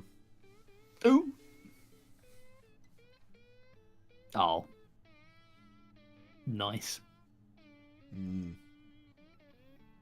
It's always so impressive when everyone puts it together and it just fills up almost the whole coffee table. Yeah. Yeah, really does that's a put good chunk of soul-like Gravelord right there. Everybody loves a soul-like Gravelord. I love the fact Crowatom's using it now as This trim year. enthusiast. That's fantastic. Yes. I'm not sure if it's ironic. Yeah, no. Those candles really glow. cool. Yeah, it is really cool. The fire effects on stuff are really nice. I'm learning that more people painted Cypher this year than I realised, because that's the second one we've seen. He'll mysteriously pop up in places that we don't expect, I think. If I had £1 for every cipher I'd seen, I'd have £2. And sad to say, that's not all of them. All of it had to go to my friend. Yes, that's right. You did do some stuff for somebody else, but it's just a taste, and it's quite a large taste. It's almost an entire meal of things that you've got here. You know, I'll be well happy if this was on my output, but yeah, this is very impressive. Yeah. You even got the endless spells as well. That's got to be most of a soul. I mean, that's basically a Soul Blight army there. If not, it is a Soul Blight army ready to go. Yeah. Yep. You've been enjoying painting the vampires as well. The Nightmare Steed vampire was the last submission for the last episode. Very cool. I really need to paint. I really need to paint him and the tomb, the White King as well. I need to finish them, the horseback guys. They're lovely models. They are lovely models. They are. They're very cool. I've got them. They're on my desk. They're primed. I just haven't got around to actually painting them. Yeah, the newest range that they put out of Soul Blight stuff made me regret not buying a Soul Blight army at the start. Yeah, I like your Very Hand cool. of Nagash as well, Crowato. Always such a cool endless spell. The Hand of Nagash. I like that it's big enough that you can shake hands with it. Yeah, it is, isn't it? Yeah. It's Nagash is wonderful. massive digits. Yeah. I'm glad you said digits. Well done. I use the coffee table because it has the best light in the house. That's fair. Also fair. Yeah. Also, big should give a shout out to Order of the Bloody Rose, I believe, in red. Yep. Very cool. And Celestine. Yes. Yeah. Sorry, I don't know why I said it like that. Yeah. Years. Years. Oh, Well God, done, Crowato. You've had a very busy year, and if this is what you've done for yourself personally, as well as all the other stuff you've done for somebody else, very, very good. You could make a job out of this. I wouldn't recommend it because it's quite hard work, but yeah, you can make a job out of it. Good stuff. Right, next up, Fake Street Spirit, who again just a lovely compilation of models. We have everything from Stormcast to Cities of Sigmar to Deathcore of Krieg to a big orc on a giant pig. Like a newsreader. That's what I was going for. Breaking news. I thought it was more of like a this week on Top Gear. An orc rides a pig. No, it's I mean, this is just such a cool collection. I love Pontifex and Estra as well. Knocking about. Not an easy model to paint, Pontifex and Estra. No, well, because like you said, right, cities are so detailed as well. Mm. You know, across the court. Like, I mean, look at some of the models here, right? Like, you've got, you know, something like the Tree Lord, for example, right? And this is not to say Fake Street Spirit has done this, but like you theoretically can paint that quite simply because it is wood, leaves, bits of vines. It's like fairly, and Fake Street Spirit has taken it to that next level with, you know, the red. There are ways to do it quickly if you want to do it quickly. Yeah, exactly. But like in every one of these, you know, you've really, as I say, you've really taken it to steal from Josh himself. He says in every video, he's not stopped there. He's taken it to the next level. You know, with his painting, and yeah, I think it's just amazing. It's just really good. Just such a good collection. And again, if this is what you're putting out in 2025, can't wait to see what you do in 2026. No, it's Absolutely. It's great stuff. Great variety of miniatures here as well. Yeah. The top Oh, gear look, references. Warpmaster for scale. And a Rattling Warpmaster for scale. Exactly, that's the new standard measurement. The Top Gear references in the chat have just made me think of an orc riding reasonably priced pork, which is making me laugh. So I do apologise. That's really quite good. That's really quite good. Tonight on Top Realms, Zenestra wears a hat. Is she dead? Is she alive? Ionis wears a hat. And Kairos wears two hats. One that's put forward and one that's pulled back. Yeah. He's half Pokemon master. No, great stuff. That's just wonderful. Again, another large AOS collection is what we love to see. Next up, Viking Minis 50. With the first part of Darkwater. The chunky half of Darkwater. But also the Space Wolves. Farsight, Saturnine Terminator Praetor, Baharoth, Cry of the Wind, to give it its full name. You have to call him Baharoth. Yeah, but hang on. How far are you taking Baharoth? Are you going to call him, like, you know, Tausir Oshovar and all the sort of full names he's got, or are you just going to go, he's called Farsight? Yes, Commander Oshavar. No, this is cool. Like, such a cool collection as well. Down, you know, just to see it all like in the little grid, and then you've got the I can see Viking Minis has been on the old collage maker on the iPhone. Quite heavy user clearly, to get all the layouts in there. But yeah, these are awesome, and love, again, as someone who's working on Darkwater at the moment, love seeing this completed as well. It's a really vibrant take on the Darkwater minis as well. I love how saturated you've gone with the colours. So it's not just like a little bit of rust, it's almost glowing. And then you've got the big bowl of green ooze, which actually is glowing pretty much. The extra saturation you put into everything really makes it pop. Belga really and a good. split pea soup. Belga and her split pea soup. And then also to say, your Space Wolf miniatures are some of the best out there. Absolutely incredible. Yeah. He does unfortunately say never heard of it, Adam. Never heard of the collage app.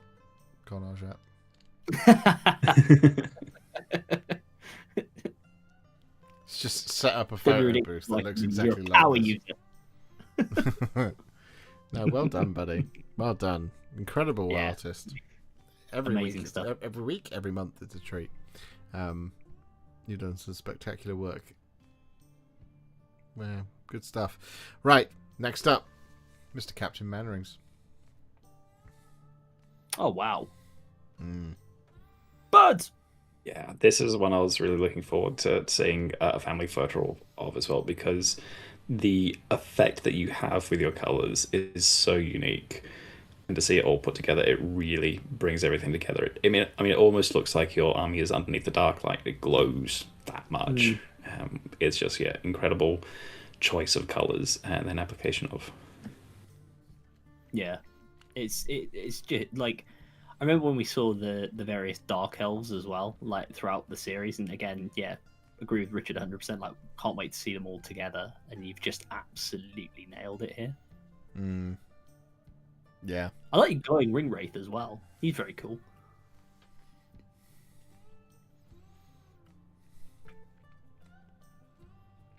All the eagles are also fantastic too. we loved it when we saw it first time. I just love the red eagle. Yeah. A really great take and a nice way to get some extra color into an army, which is for some it can be, oh, here's another eagle and another eagle and another eagle, and they all look the same unless you're doing flippings. Wait till you see me paint mine in all brown.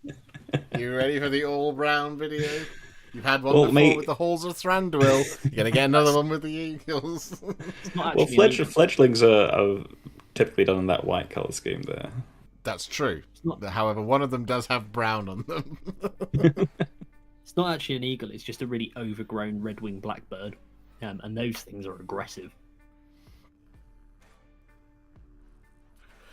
Edward asks, which one of the Dark Eldar learnt to speak to moths?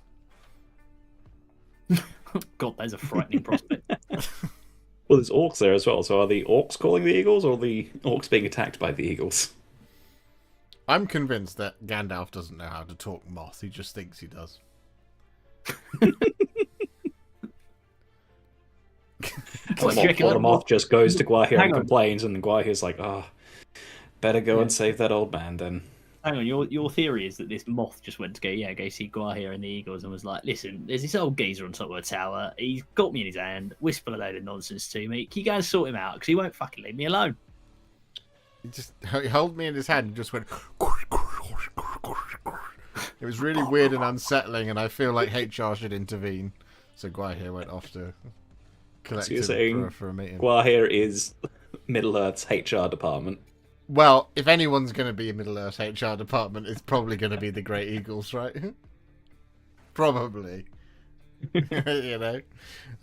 They only turn up when things are going really badly. Now, Theron, I know you're the Dark Lord, but you haven't used your holiday allowance this year, and you can't roll over to next. So, can you please make sure you take some PTO before 31st December? Oh God, the flashbacks! Get me out of here. Lovely stuff. Well done, Captain Manarings. Yeah, a feast for the eyes. Here's another feast for the eyes. Another talented artist. Nice. Tiny victories. It was just like wall-to-wall brilliance in every single miniature. Yeah, I love it. We got some. Oh, we also got some OG Hitchhiker's Guide as well, which is fantastic. Yeah, very true. Yeah, I mean, this is just a stunning collection of minis, and it's always great to see Teeny Tiny Victories just pushing their abilities on every miniature they do. I think my favourite here is still the Alice in Wonderland miniature, but all your Star Wars stuff is just impeccable as well, and it's great to see so much non-GW stuff on display too. Yeah, I really love the Asajj Ventress. I don't know why, like, just stands out to me so much. It's just really, really cool. It's very nice. Ahsoka Tano particularly stands out to me here. Yeah. As does Alice. It's Alice, right? Yeah. I'm remembering that correctly. Haleth Warhammer has just raised a pretty good point, saying he's pretty sure that the moth died because it's a moth.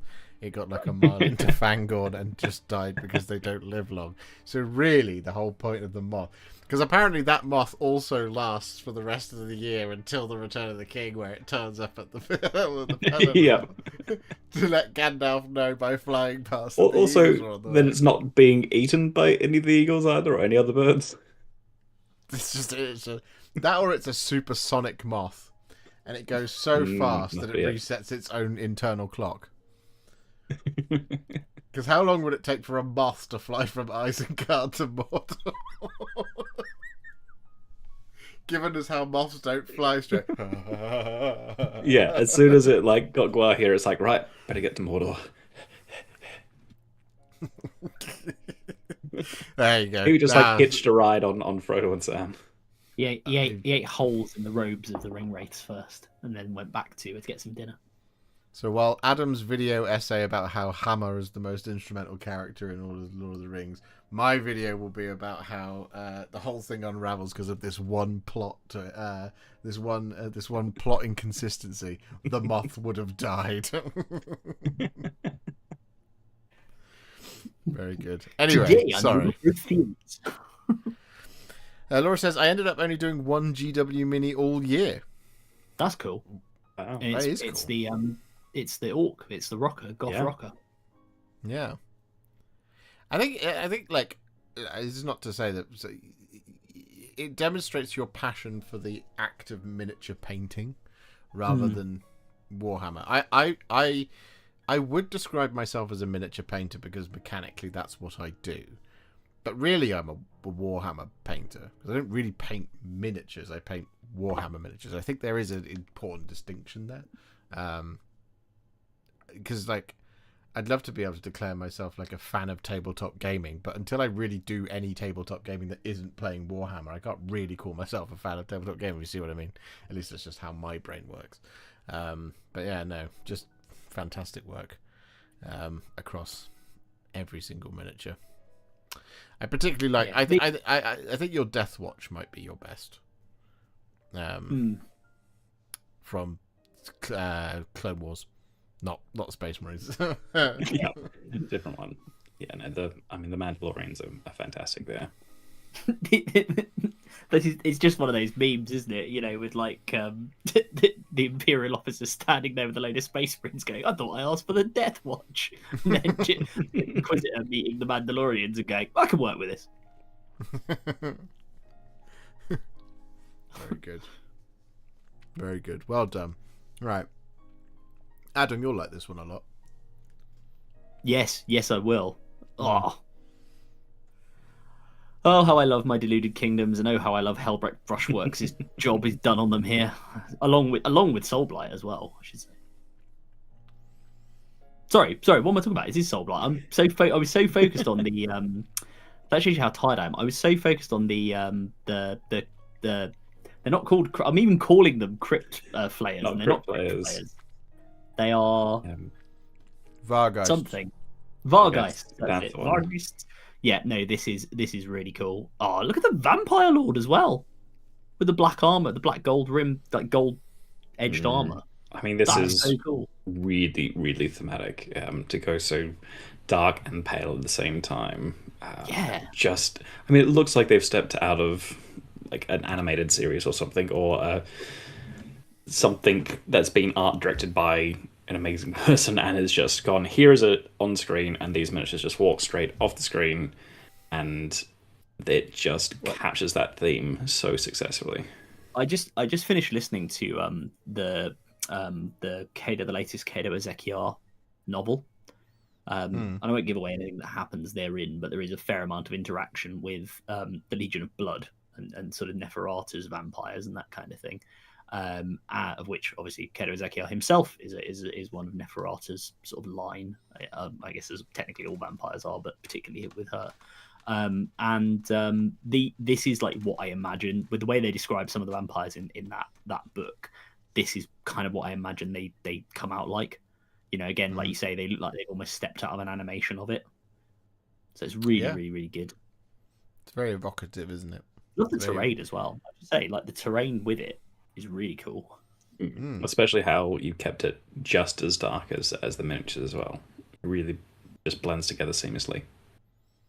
Well, you can see like the dark corners a vampire would hide within. You know, that's what I mean. It's like it's very atmospheric. Yeah. It's not just the one moth. It is like the Twilight bark from 101 Dalmatians. So you're saying there are these long communication lines of moths for Gandalf at any point to be able to pass a message to Gwai'ir. Yep. Every now and again, a moth turns like up the beacons Gandalf. of Gondor. Yeah, the moths are lit. It's like their version of having a mobile phone, right? Every now and again, one goes to Gandalf and is like, "Would you like to switch your moth plan to a moth plan that will charge you slightly less a month?" Surely he should be upgraded to Krebine. Krebine, yeah, no, that was Saruman's version. Saruman was like, "I get the birds, you get the moths, Grey Boy." And then Radagast gets all the rest. Radagast can have all the rabbits.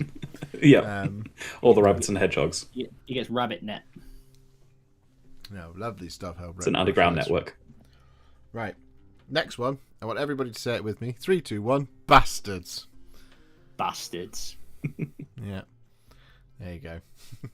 We have Richard Sharp, captain or major. Oh, captain at this point. Hang on. Richard Sharp's very cool, Josh, but I think you're deliberately ignoring what's underneath. I am deliberately ignoring what's underneath. And there's been a lot of great Middle-earth miniatures that Ricky Drinks Paint has painted this year, and we've seen a lot of them.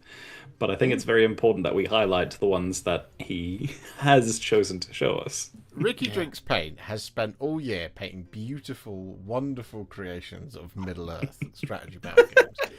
And then he's come in here in the final episode, the epilogue, and just dookied all over his hard work by showing off the worst miniatures Games Workshop has ever made. Ricky, ignore this. Ignore this slander. Your miniatures are amazing. I see them on Instagram all the time. I'm very jealous. And your Bard's family, as Flying Muttley is pointing out in the chat, is indeed a family photo. So you ignore Josh. He's just upset by the presence of Bard's family. He's you do have the most family photo of all the photos this evening. I just don't understand why you would bring the tone down of telling them any Warhipsters at this final junction. Well, I would say that you've done them justice. If it's all about family, you could have painted Vin Diesel. From Fast and Furious, the miniatures game. Oh God, don't. That will give someone an idea. It's like Gaslands, but everything's worse.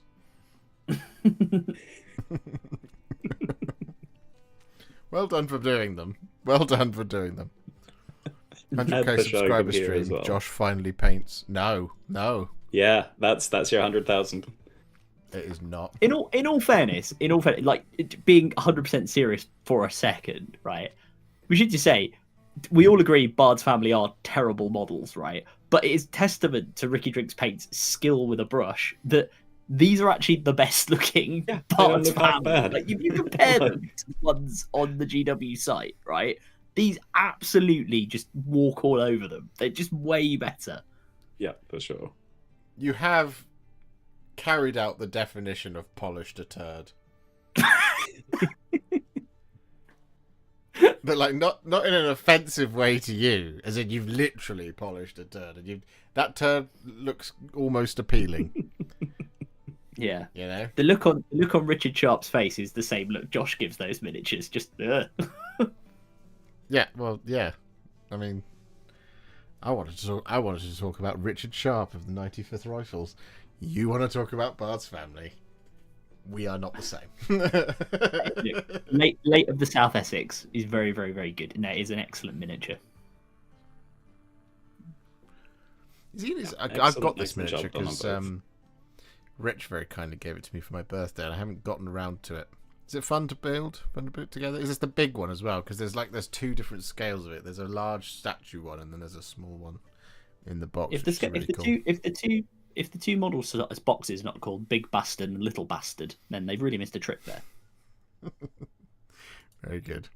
A family of turds. That is what they are. Well done, Ricky Drinkspate, for everything you've done this year. Well done. Even Bard's family. Yeah, there we go. Frostpills has painted a lot of Legions Imperialis. Good lord. A lot of Legions Imperialis. That is a lot of mini Mechanicum. Yeah. That is an army and a half almost. Incredible. I bet that's just about 3,000 points. Yeah. Which I think is how much you're supposed to play with. I mean, for me, that looks like it should be in a diorama at Warhammer World. Like, that's kind of the scale of just how many miniatures there are here. Yeah, I can see that. Greatest of achievements, trolling Josh. Yeah, that is a pretty good achievement. That was a pretty good achievement. Behold the Dark Mechanicum. Now these are really cool. I really like the seeing them all together like this again. It just shows how cool Legions Imperialis armies can look. And the scheme you've gone with here, like that kind of pale dust scheme, looks really nice on the bases. Actually, you know what? It's almost a good counter to what we were saying earlier about, you know, Dan's amazing Emperor's Children army, Richard, where you made the point of, you know, having the base be the color that it is, like, makes the purple stand out even more. Whereas this is like, it's, you know, it was quite a, you know, it was a sort of yellow sandy color, right? So it was a real sort of other side of the color wheel effectively. But here you've got like a complementary dusty base, you know, like a kind of, I guess, sandy base on models that have got kind of cream or off-white armor on them, and it still looks really, really good. So it's really, really nice the way it all comes together. Well, but it doesn't fight them though. There's enough value difference between the two and enough color difference between the two that it creates the overall vibe and aesthetic of the army without just feeling like the models are blending into the bases or the background. Yeah. It's also really good to see that the spider things from from the 1999 Will Smith property Wild Wild West have still got a place in miniature wargaming. They made it to the 31st millennium. Yeah. Somehow. No, it's great. It's great. Legions Imperialis is it's one of those funny things, I think, where it doesn't feel like you're making a ton of progress, and then you see the scale of an army like this and you go, holy. And like at the distance at which it's taken as well, it looks like you've taken it from a much greater distance, and this is a full regular sized army, but we know that it's not. So you can see how it's filling that space quite impactfully, whereas a single base of 5 Astartes doesn't really seem to do very much. This, you can see, you really truly see the amount of work and effort that's gone on here. It's really, really impressive. Well done. Very impressive. Evening all. Hello, Gamix. How are you doing? But well done, Frostbills. Next up, we take our journey from the streets of Old Yarnum to the lands between with Mr. Hughes95, who gives unto us Godric the Grafted and Melania, Blade of Mirkala, and she has never known defeat. We have Marika, Queen Marika. We have Malekith the Black Blade, and we have Thingy. What's his name? Old Horaloo. That's his name. Well, no, Horaloo Warrior. And the other one is Godfrey. Godfrey. Got there in the end. Cool. There's Elden Ring bosses. Yeah. And one that was never a boss. She was just on everything all of the time. Queen Marika. She's the one that helps you, isn't she? She the one that helps you? No, Queen Marika is the big bad. But we don't know why she did everything that she did, and we don't. Well, you can figure it out by reading the caption on a mushroom. But she's ultimately the antagonist, but you never fight her. Cool. But yes. No, lovely stuff. They're all big old boys. It's a deity family. It is a deity family. That's true. Yeah, these are really cool. It's like when I remember when we saw them or I saw some of them throughout the time, like how you've managed to kind of really nail the look of each one. Like, obviously, I'm not that familiar with the game, but I sort of had a little look at some pictures and stuff, and you've really sort of smashed getting them, you know, the right sort of look. So it's just fantastic to see them all together and so much hard work, because you say they're all quite big models, aren't they? Yeah, no, they are big. That Malekith model I've done, they're it's all enormous. fairly decent size. Yeah. So It's much metallics on here as well, which has been done like it for me when I do metallics. So often they just blend into each other, or they look very similar. But you've got so much different types of metallics next to each other, and they really stand out. Mm. Yeah. I'm just looking it up because I saw Edward say spoiler for Elden Ring. And I was like, how old is that game now? And it came out in 2022. It's a 4-year-old game, and it feels like it came out last year. It's still got such a grip on me. Feels like not long ago, and yet also quite long ago. Yeah. It's strange. I guess Night Rain helped top me up a little bit with Elden Ring. It's been interesting. Like, last couple of months, I've been on sort of a bit of a journey when it comes to gaming, and like because I played Ghost of Yotei, and then as I was playing Ghost of Yotei, I was like, hold on. As I'm playing this game, I'm like, I think I said this on a Monday stream or whatever, that Ghost of Tsushima, I had always pictured it in my head as being one of my top 10 games, but I realized as I was playing Ghost of Yotei, Ghost of Tsushima is one of my top 5 games.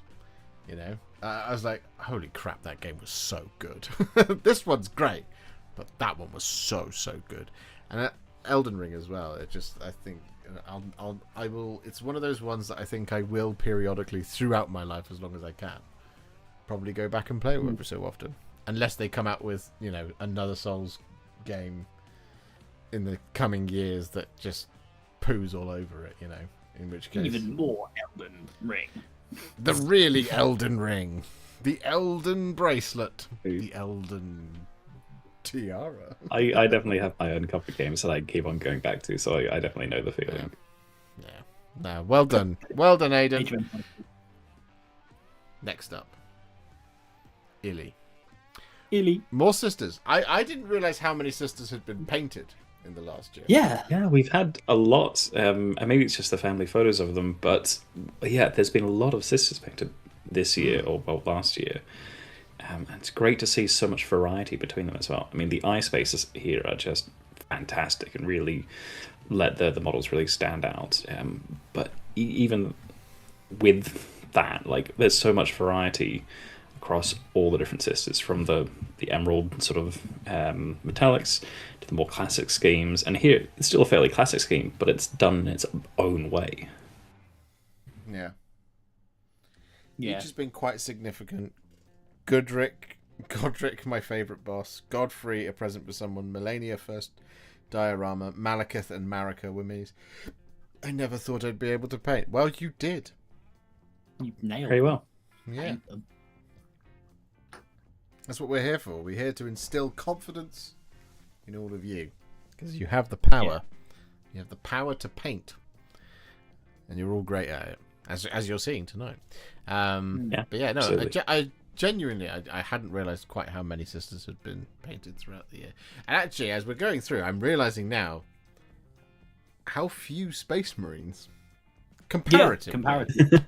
I feel like we have had a fair amount of Space Marines through the year. It's just they're not just Ultramarines. Like, there are people who do Ultramarines, but we've had a lot of like Space Wolves, a lot of Dark Angels, and even some Space Marines, Emperor's Children we've got a lot of, but just regular plain old Space Marines, I feel like was a year or a couple of years ago when we've had all the specialist factions, I think, in 2025. Well, it's interesting to see what you guys paint as the kind of edition cycle, you know, rolls around. Because, like, you know, we've seen a fair few Emperor's Children, right? And they're a relatively new army. We've got fantastic examples here from Illy. But the Battle Sisters are an interesting one because they are, you know, nominally a relatively niche army. They're also one that got their big refresh, you know, a few years ago now. Like, I remember getting the original box set. Some of which these are from, well, maybe some of the Arcos, but maybe they're from a big box. But you know, they're an army that oh no, actually, sorry, I take that back. No, the Standard Bearer, I think, is from the OG one. or the Simulacrum Bearer. But yeah, they're a relatively niche army, but like we've seen loads of examples of them, like Illy's amazing looking ones here. So again, it's cool to see like a more niche faction getting a lot of representation. Well, I think they're less and less niche these days. I mean, if they decided the starter box for 11th was going to be Sisters versus Orcs or Dark Eldar or whatever the rumor is these days, I'd be totally fine with that. I think they're a great army. Oh, they're still like it, power armored, so they still fulfill a very similar role to Space Marines in that sort of sense. 11th edition is dominated by females. Anyway, moving swiftly on. No, Illy, you've done amazing work here. This is really cool. Obviously a big Sisters fan. I also big fan of the Thousand Suns, and great to see some of them and the Tzeentch Demons to go with them as well. So yeah, really cool across the board. Yeah, no, great work. Great work. Next up, speaking of Space Marines, from Gabix, who's just arrived in the chat. We have some of the Deathwing. They are here. Another appearance from Typhus. We also have Araman. Thousand Suns have been popular as well this year. Deathwing, naturally. Lots of Deathwing. I'm realizing that I'm going to be eating my words over the next couple of things about Space Marines. Well, I did point out that these are all specialist factions, like the Dark Angels and the Deathwing. So the next one is definitely a specialist faction, that's for sure. But yeah, I mean, we heard that the Space Horse was one of their biggest ever releases for Space Marines, like a Space Marine faction army box. So it's great to see those miniatures getting out into the wild and for people to paint them, but also these older miniatures like the, like we've seen so many Sisters, and then also the Deathwing as well. Yeah. But then also to see things like some classic Drakari in there. We've got the alongside the new Drakari, because we've got Lady Malice, and the Killer Eye Heart renders, which I remember you saying, Gabix, nearly made you quit. Miniature painting to building them is an absolute living nightmare. Oh, because they're on those tiny little bits that stick onto the base. Yeah. You've built Celestine, haven't you? It's like painting a spring. Me, yeah. I cheated with Celestine because I basically cut the pieces of parchment, because all my Sisters that have wings are on like column bases anyway, because I hate the flight stands. So I basically I sort of I didn't cut them off. I just sort of wedged them so that they sort of looked like they were just falling down. I think I maybe cut the bottoms off because they've got that flatter piece, and I just stuck them on the I stuck her on a column, because she's kind of like leaning forward as well, so it looks like she's launching off the column. But yeah, I feel your pain. Nice. I feel your pain, Gabix. It's horrible stuff. Oh Lord, she bouncy. Yeah. My timing is impeccable. I do hate them. So bloody bouncy too. Oh yeah. Whatever you do, don't do Lady Ollander. It'll make you cry. My thoughts literally went to that one as well. Alice did Lady Ollander, and fair play to her. I was like, she was like, this bloody model won't stay still the entire time. And it's like, she did a great job with it though. It's still one of the Tale of Many Warhipsters that stands out most in my mind when I think about it. Yeah. No, well done. Well done, you. Right. This next picture I was convinced had been taken from White Dwarf. Okay. Are you ready? I'm still not 100% certain that it wasn't. Some thieves. Oh. A faction that deserves more love, in my humble opinion. I know, right? The Death Watch just don't get any love these days.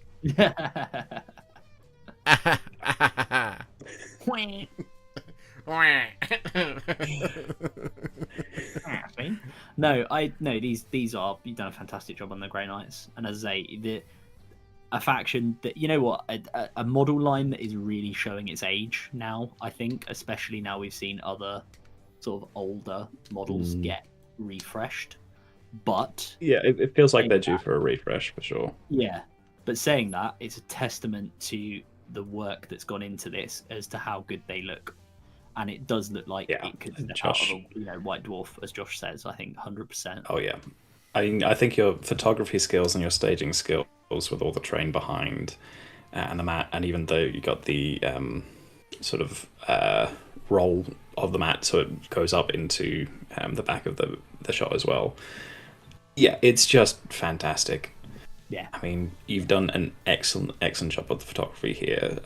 Really top notch. I mean, I'm not sure if this is something that you do as an extra hobby on top of this, or whether it's something you do professionally, but this, as we've said, looks like professional photography for miniatures. Yeah, it's great stuff, Pip. It's really, really cool. I like Canis Rex as well, just like looming in the background. It's great, isn't it? As a collection of photos. The only reason I know it's not ripped from White Dwarf is that terrain is definitely not GW standard. So Yeah. so I was like, oh yeah, no, that wouldn't make it into the White Dwarf. But yeah, no, it's a wonderful photograph, but it's just a beautiful collection of miniatures and something to very, very, very proud of over a year. Like 100%. Like everybody, everybody out there should be proud of everything they've done, and this is no exception to the rule. Agreed. Never realised how tall the baby carrier actually is. Oh yeah, no, it's cumbersomely big as well in comparison to the rest of them. I mean, it looks small next to the Imperial Knight, but yes, and next to all the other miniatures, quite large. Yeah. No. Well done, you. Josh, your mic is a bit quiet compared to the others. Is that better if I sit there with it in my mouth? Yeah. I think it's because I was sat back a little bit. It should be better. Is that better? Yeah, you sound fine to me, but excellent. All right, next one. Cameron with the Blood Angels, the Emperor's Children, the Necrons, and the Stormcast. So literally just like kind of hitting all of my favourite sort of things here. This photo collection is commonly referred to as the Josh Tickler. Do with that what you will. Oh dear. I do not endorse that name, but okay. Whereas Bard's family was Josh Bain. Josh Bain. Yeah. Oh, good lord. The EC and Necrons are from This Tales. The BA and Stormcast are from previous seasons. But you've done a few bits and pieces for them as we've gone through. I swear, I've been adding to them. Through them. Yeah. So Cameron, you did put them in specifically just to bribe Josh with miniatures. That would do it. Like, Josh will like these, I'll put them in.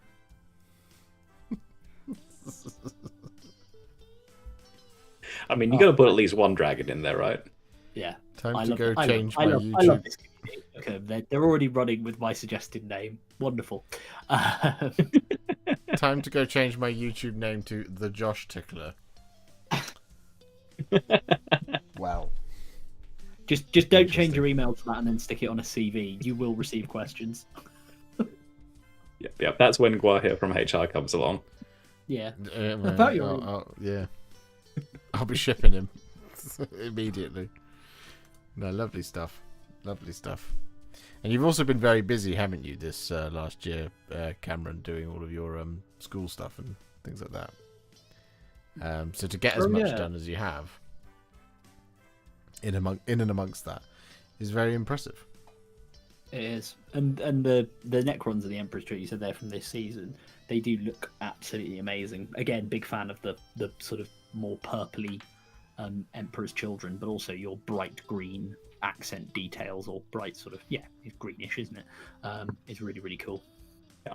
And I mean, Necrons, I think, are one of the armies that just works so well as a family photo, because it is that oncoming silver or bronze horde that just, when you see it all together, it makes sense as an army and it becomes that spectacle.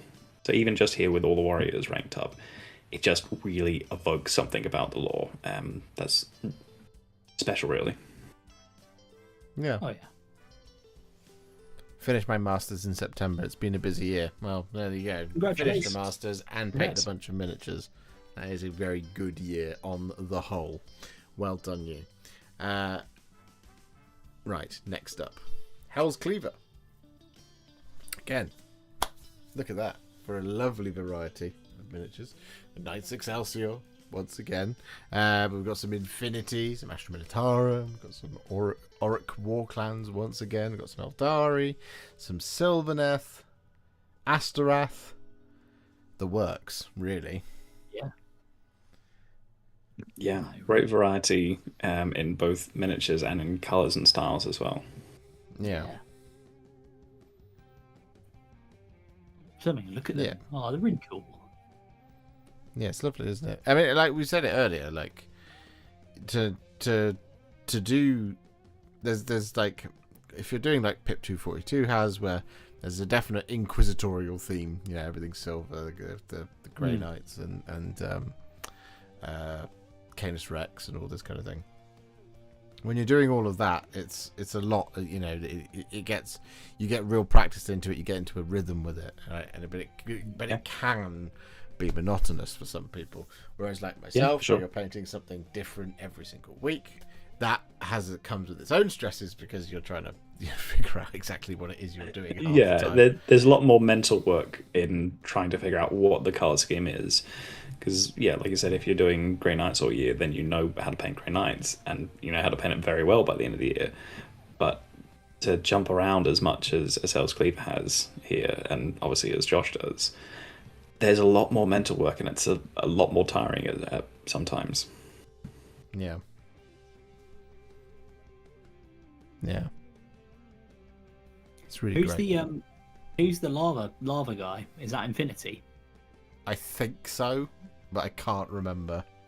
We did know it. Really cool. He did tell us at the time. I think we figured it out at some point. Yeah, I really like the lava effect. It's just really cool. Yeah. Being an all-rounder is also a skill. Love it. Couldn't agree more, Mini Painted Dad. Well done. Absolutely. Yeah, good stuff, Els Cleaver. It's War Machine, says Dangerous. Oh, nice. There you go. War Machine. Okay, cool. That's the answer. Edward705 with the legions of Minas Tirith. Where are Gondor's armies? I'll tell you where they are. They are in this. They are in this. They're right here. You are charged with the painting of this city.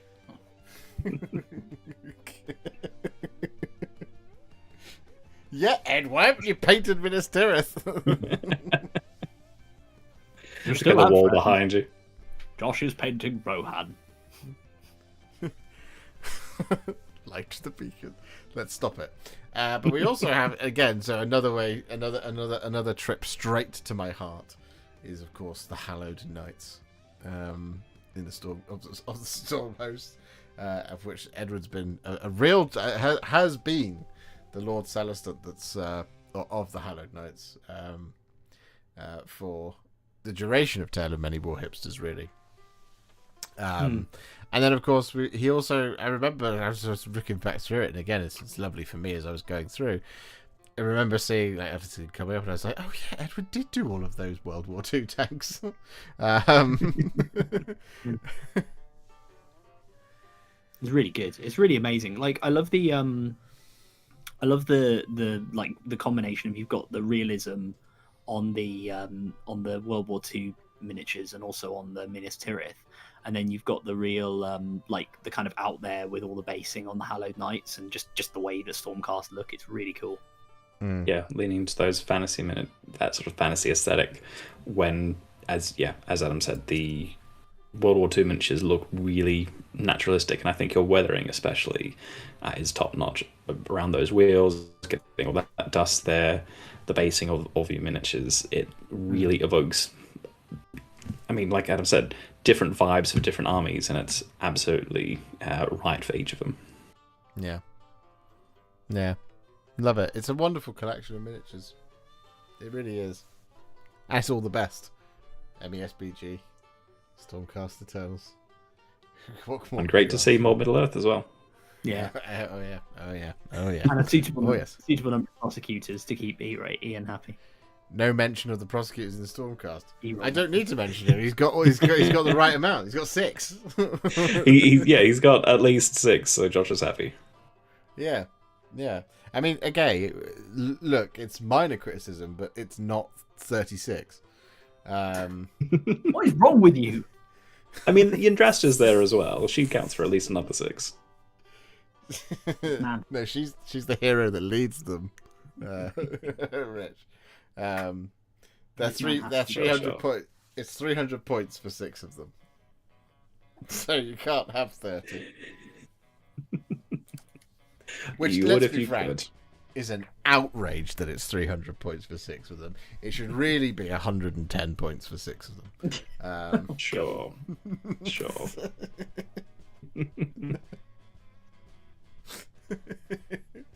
And then I can show Adam the true meaning of prosecution. Next up on Josh's crackpot ideas for AOS. He won't paint 6,000 spears of Rohan, but he'll paint 6,000 prosecutors for Sigma. Here's why the Lightning of Therion should be 10 points. I think if Yndrasta is your warlord, you should be able to take prosecutors for free. Not does Battle or anything, just for free. Yeah, just free. They're just free. Yeah. It's free prosecutors.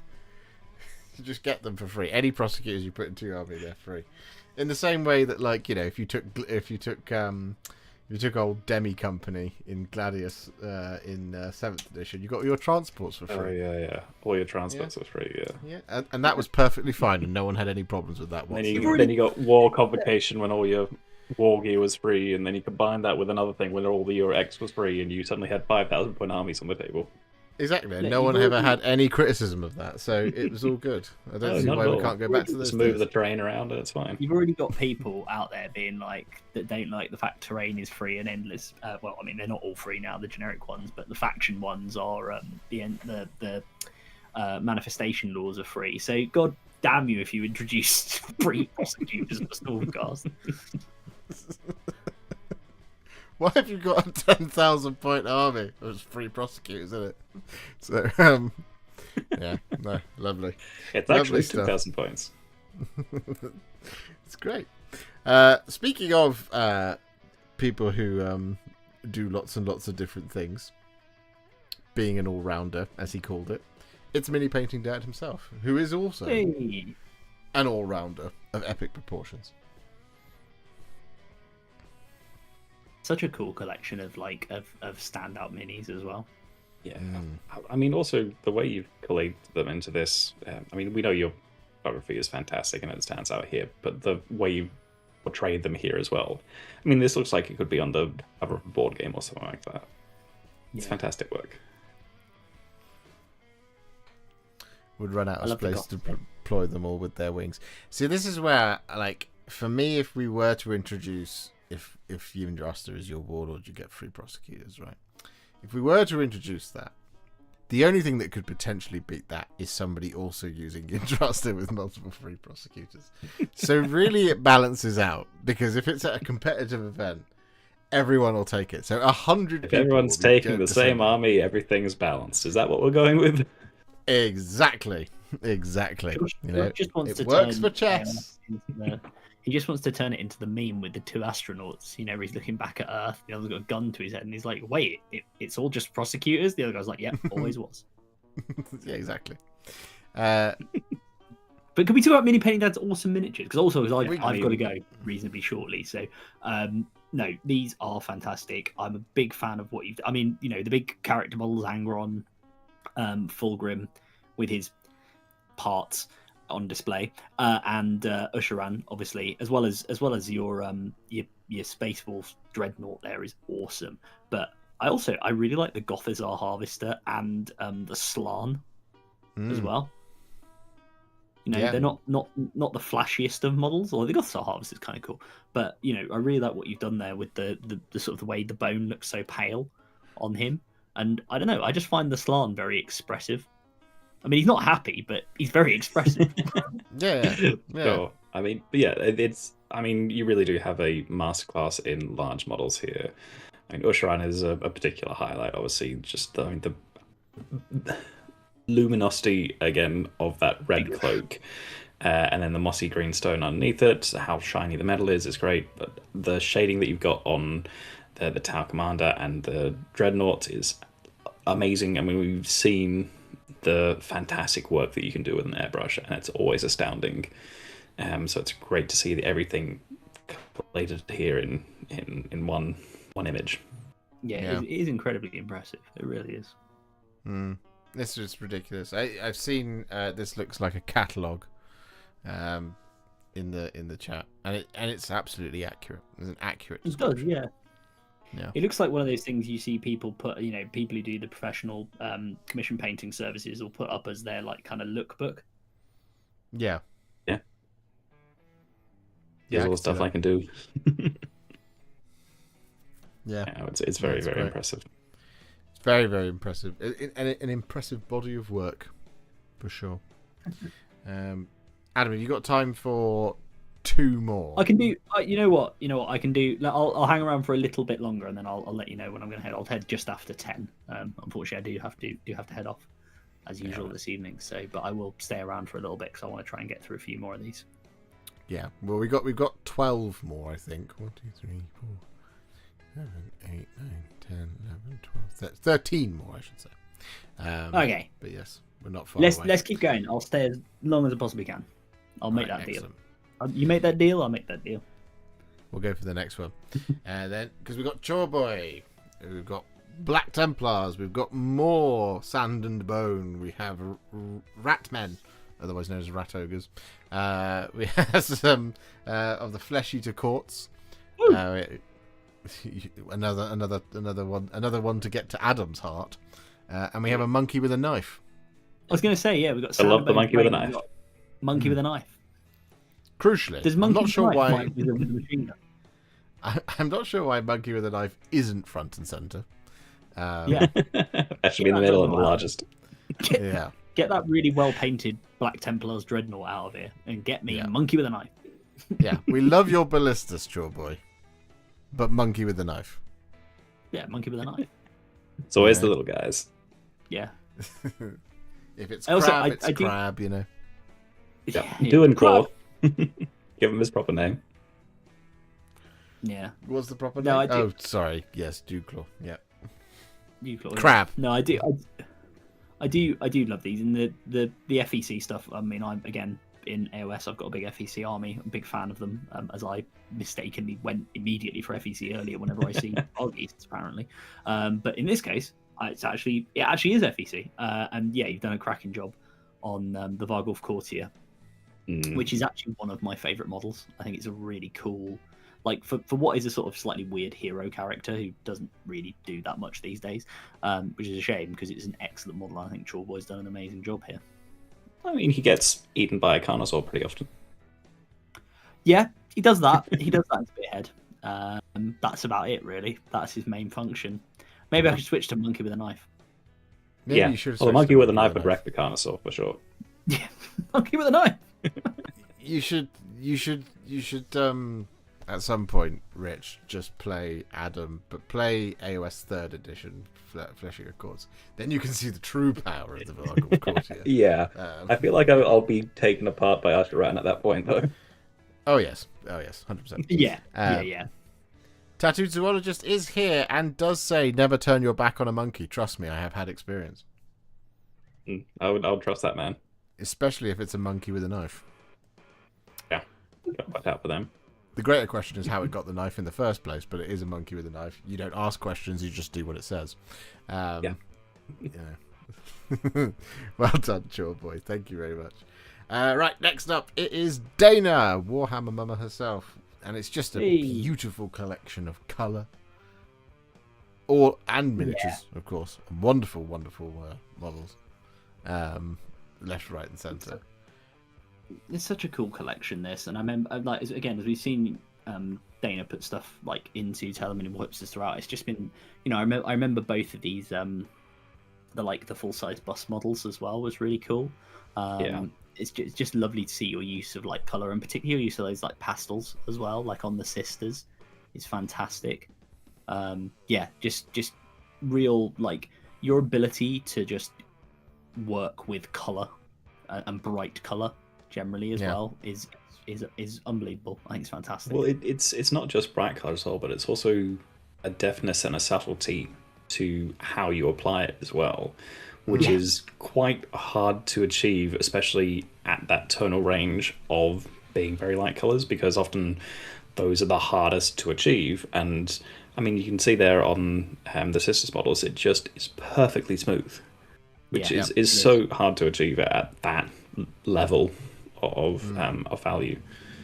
And then also I forget the name, and Josh will know, but the dragon down on the left there, I think. Oh, the Shugengan Lord on Great Spirit. There we go. That's the one.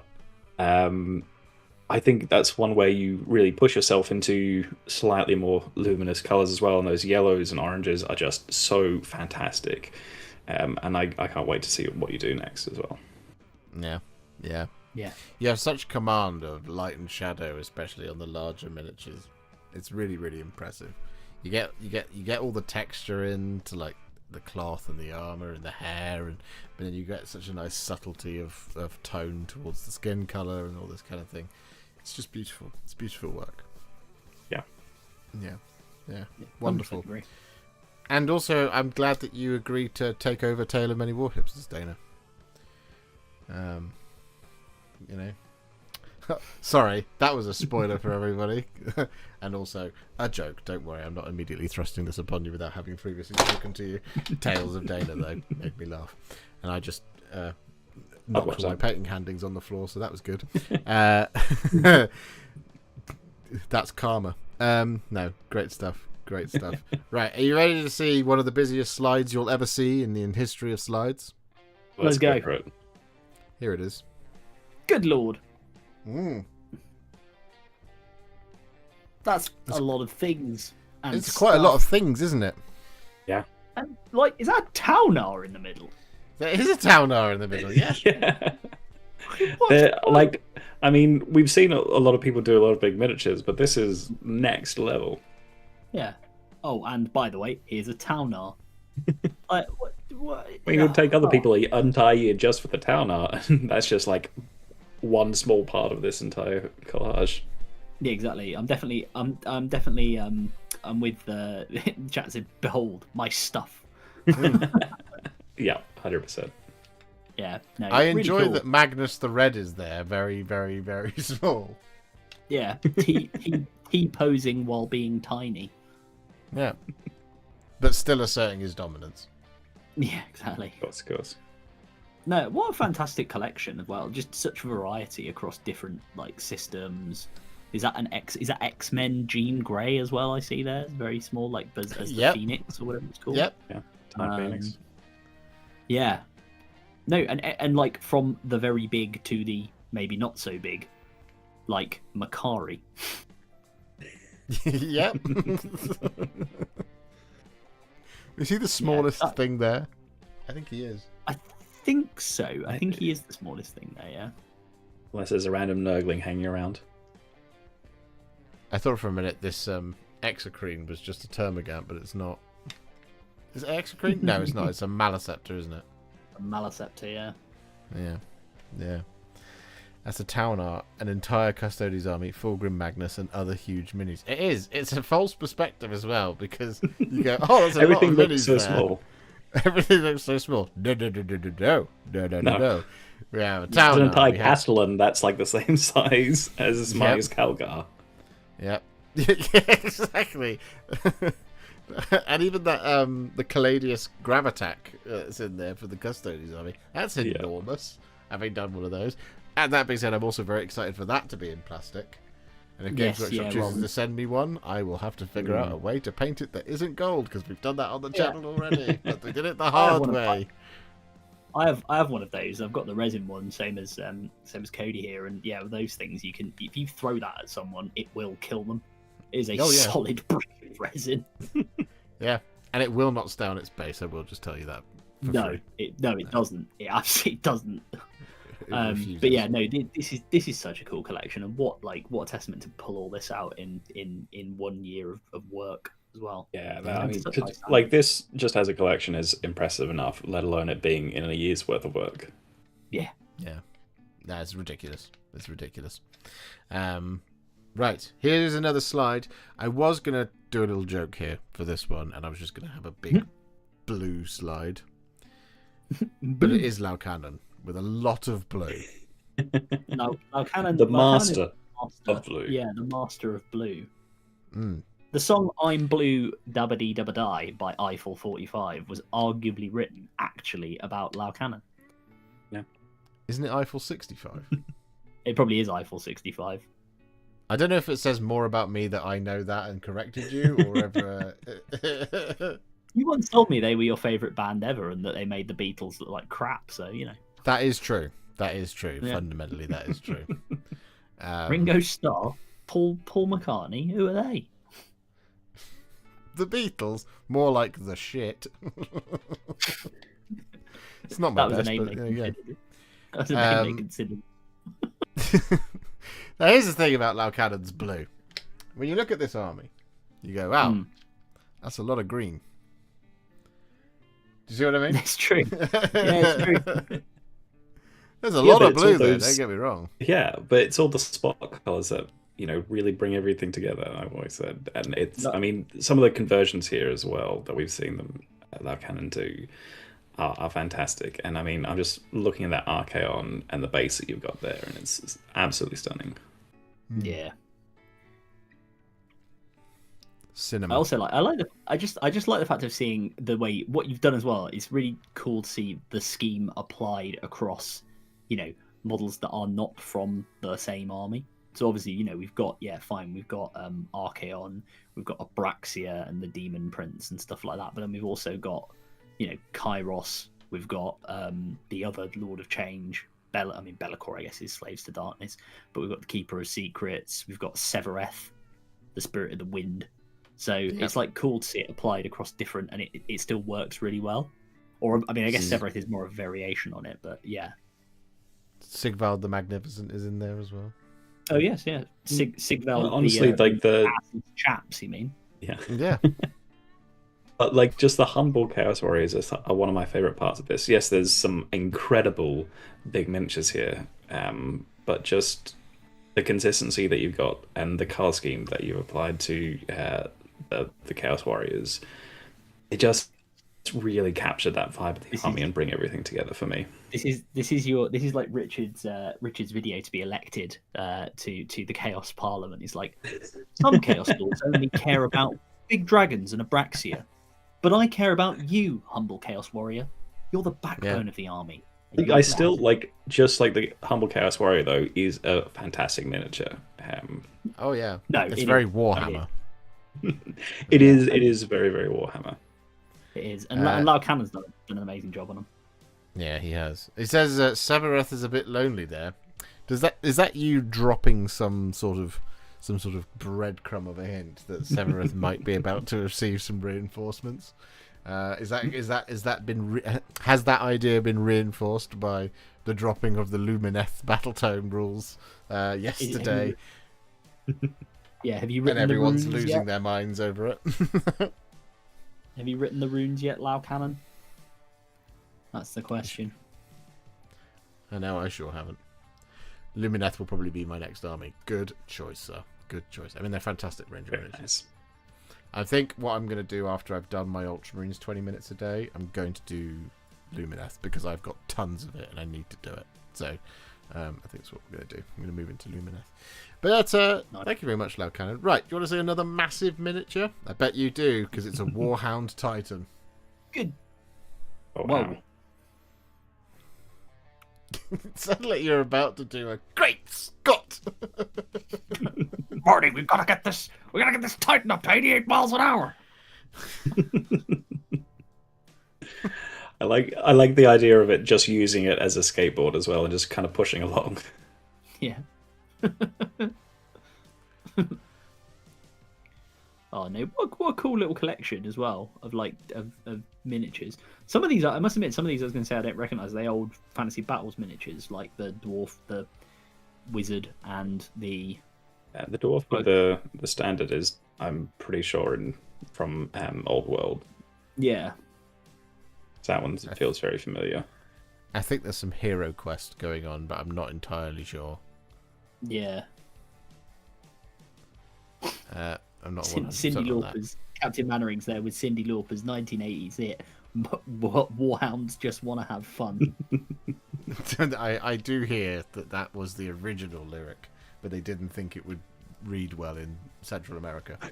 When the working day is done. Well, it was originally a cover, so we now know the original. Ian Livingston. No, that was not him. Anyway, it doesn't matter. No, lovely stuff. Again, just a classic Kotias as well. Yeah, OG Kotias, a model that I still don't quite understand why they changed it in the way they did, because this one is pretty iconic. But yeah, really cool. Yeah, also, like, I mean, I'm all for an update, but it needed like some extra details on it on the new version. Yeah, I agree. Also, classic Vindicare as well. Yep. Yeah. And cool. and I think it was a kit bashed, if I recall. We have a kit bashed priest on the left hand side, but also the captain. What's his name from the Death Watch? Oh, Artemis. Yes, Artemis. Yes. Yeah. I do like the fact the priest looks like a very pissed off version of Leonardo da Vinci. Yeah, I can see that. You don't like my flying machine? How about I introduce you to my flamethrower? My flaming machine. Yeah. Nice. No, great stuff, Hungry Bert. Well done. Lovely. Right, next up, we have Zara. Leonardo da Cranky, am I right? Sorry, I was late. Just a little bit behind. Yeah. We have a Sakaran something or other. Accelerator. No. What's it called? Yeah, Sakaran. Yeah, it's a Sakaran. It is just a Sakaran, isn't it? Is it a Sakaran battle tank? This does look like the have... base one. I'm not sure if it has an extra word on there. We got Tau. We got Death Company. Deathwing Knights. It is the Sakaran We got battle Seraphon. tank. We got White Scars in mini scale. Mm-hmm. And Dark Angels as well. Yeah. Yeah. Iridan the What a cool- Witness. Great stuff. Yeah, Iridan the Witless. Iridan is really lovely here. Not the Witless. No, that's Iridan the Witness's cousin. Oh. Iridan the Very Witless. different model. Sorry, guys, where do we go? No, and a very confused Sherman who's turned up. What is going on? Well, I mean, if you put that down in Legions Imperialis, that could be a very, very big tank. Yeah. The Imperium seems to have found some ancient technology. It's a Sherman, but it's massive. Either that or all Space Marines are very, very small. In all fairness, I'm pretty sure the stubber that's on quite a few vehicles in 30 and 40k across various factions is basically just a Browning 50 cal, so it wouldn't be that out of place from the old Sherman, the old World War II Sherman. It may be the 41st or 31st millennium, but war never changes. Yeah. Somebody was talking the other day about the scale of 40k, and they said if you imagine that a Primarch is actually the scale of just a normal everyday human and then work backwards, the whole setting becomes a lot funnier. Yeah. Just everyone's really short. And like I'd love everything's to see Primarch sized like Cadians, for example.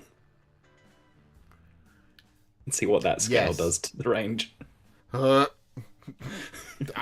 think that'll happen in the next 10-15 years. I'm like, guys, we've decided to Primaris squared.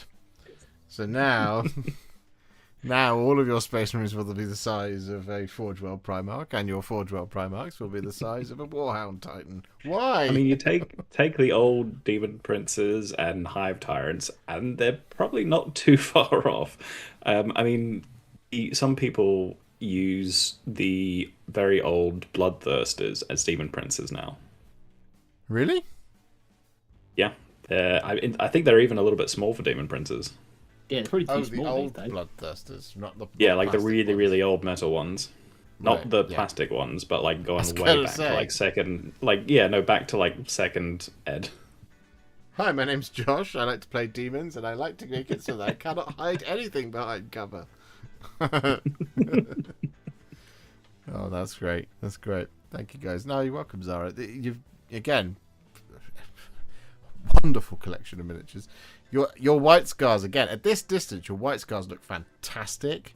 Just that is a white scars army, and it's wonderful. It's gorgeous. And that's the interesting thing. Again, I'm learning this about Legions Imperialis in this stream, is that at scale it looks at scale. If you see what I mean. I know that's not a sentence that makes a lot of sense, but like I don't disagree with you. It's just at scale. It's at scale. Blue looks like blue. Yeah, Yep. Try our new diet plan. In just 1 week, I lost 1 week. Incisive painting advice from Warhipster there. That's what you come here for. Exactly. It's just your run into football commentary. You're like, well, really, the secret behind painting is really just putting paint on a brush. That's all people did was just like get paint out of pot onto miniature. Yeah. Done. Yeah. We did once have a conversation about what type of football. A couple of friends of mine, what type of football pundit do you think you would be? And everybody always wants to think there'll be some sort of person who's got great tactical depth and they speak very well. And I was like, let's face it, we'd all be Alan Shearer. Who they'll say, Alan, talk us through that goal. Well, what he's done there, right, is he's taken the ball, he's passed it to his mate there, who's then hit the ball straight and hard, and it's gone in the goal. Yeah, thanks, Alan.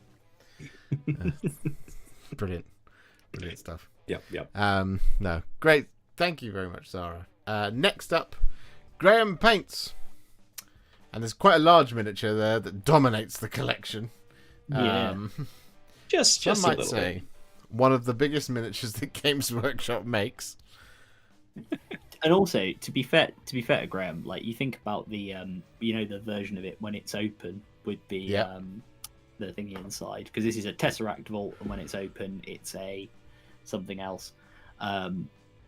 Or I may have got that the other way around. But you want to talk about bouncy miniatures? That thing like bounces around. Oh Lord, she windy. Yeah, exactly.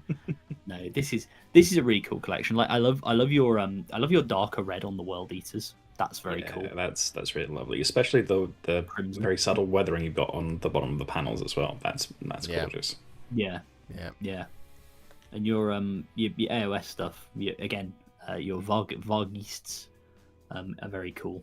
And I like the I think Warhammer, Dana's just said it in chat, the way the wings pop with that kind of the blending on there is impeccable. Yeah, it's really cool. It's I love that again, to stage the Tesseract Vault right in the middle. It gives it this multiverse vibe of like the Tesseract Vault brought all of these things to this one place to fight for it. You see what I mean? Yeah. That's great staging of the photo, but everything's painted impeccably, of course. From your spearhead terrain to your, and again, I agree with the guys. We talked a lot about the kind of, I think when we first saw them, didn't we, Rich? The weathering on those panels of the rhinos. That It's just very, the very world good. leaders, especially here, to me, just feel 40k. Like you've really nailed the aesthetic of 40k and that grimdark sort of atmosphere to the models. They look very classic. They look like the kind of classic version of the paint scheme to me. Yeah. It's just what it sort of says in my head. And I love that. I love that about it. I think you've done a fantastic job. Yeah, agreed. Well done, Graham. Next up, Taz70. Ooh. We have Fulgrim, Perturabo, Gazgul, Peter Turbo. Usharan, Peter Turbo, who may or may not be getting a new model in 40k at some point in the near or far future. Who can say at this point? I'm sure we'll find out soon enough. But yeah, so again, across the spectrum of things, we've even got like a classic old ogre from Days of Yore there as well. Yeah, I can't remember his name, but this was a named character in the Ogre Kingdoms that just rides on a bed of Noblars. Yes. And was just fantastic. And it's great to see him here again. Yes, I need to remember what his name is.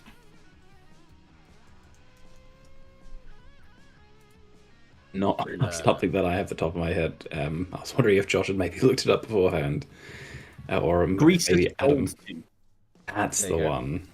That's the one. Yeah, Yeah. he's very cool. And Usherin as well, which is very nice. Yeah, Bushran is always lovely to see, and a great job that you've done on it here as well. And then Fulgrim just towering over everything. Very impressive job, especially on that skin and the blending you've got there. Really, really lovely. I Also, wonder if we'll see. Oh, go on. Huh? I was going to say.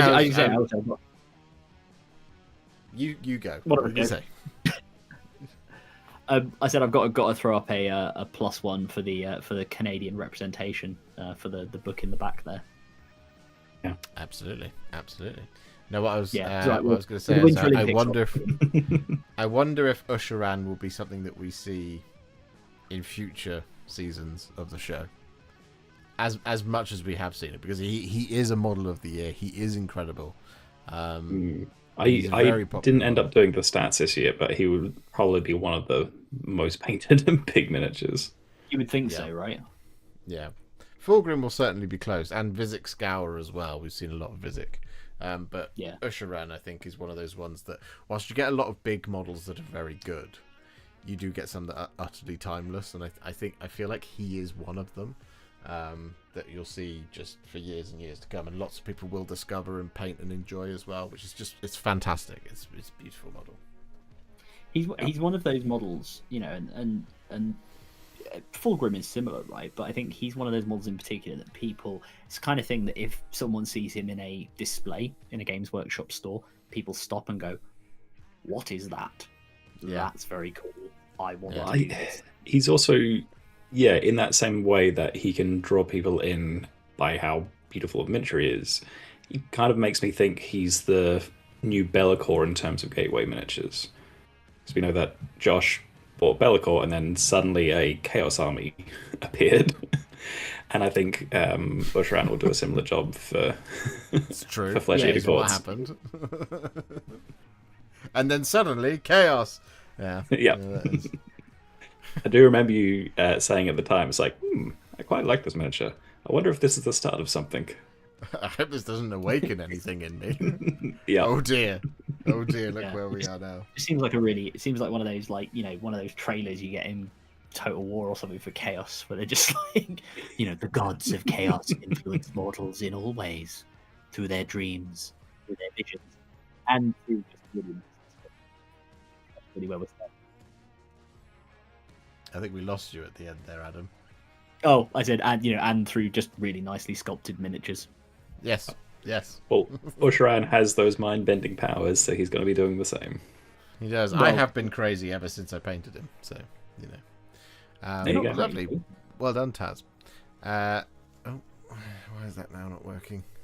Now it's working. Flying Muttley, hello. Physics Scour. We've seen him quite a few times. The great horned rat himself. Well, not quite.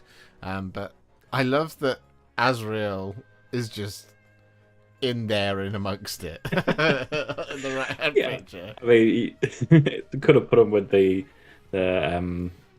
or the Death Guard, but it's like, no, he'll go here with Vizic. Yeah. Based on what I really know of Azrael, he can still take all of that on and walk away from it. There'll be no problem. Oh yeah, Sure. Because he's Azrael. He literally just picks himself up off of being turned into a Primaris and goes off and 1v1's your favourite character. What's his name?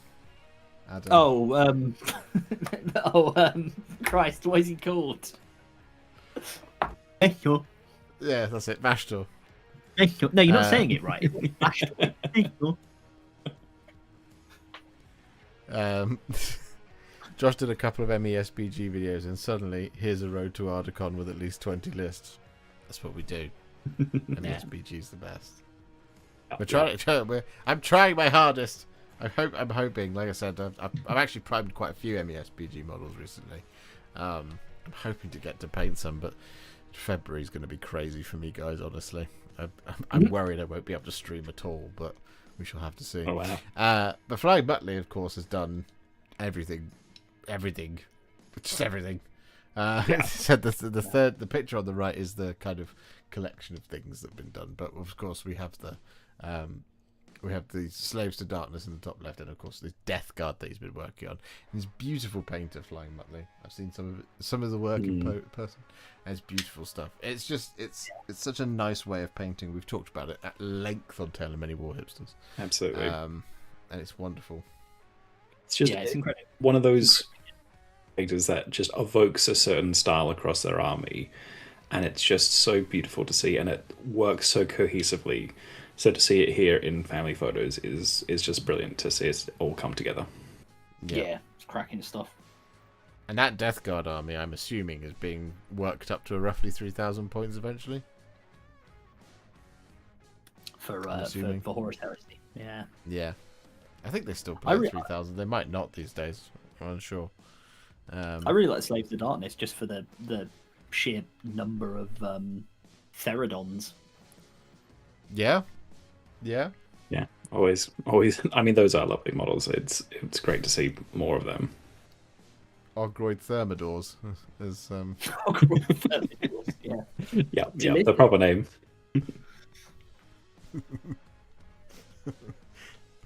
Oh dear, we're about to head into Lego Batman quotes, and I need to hit this off at the pass.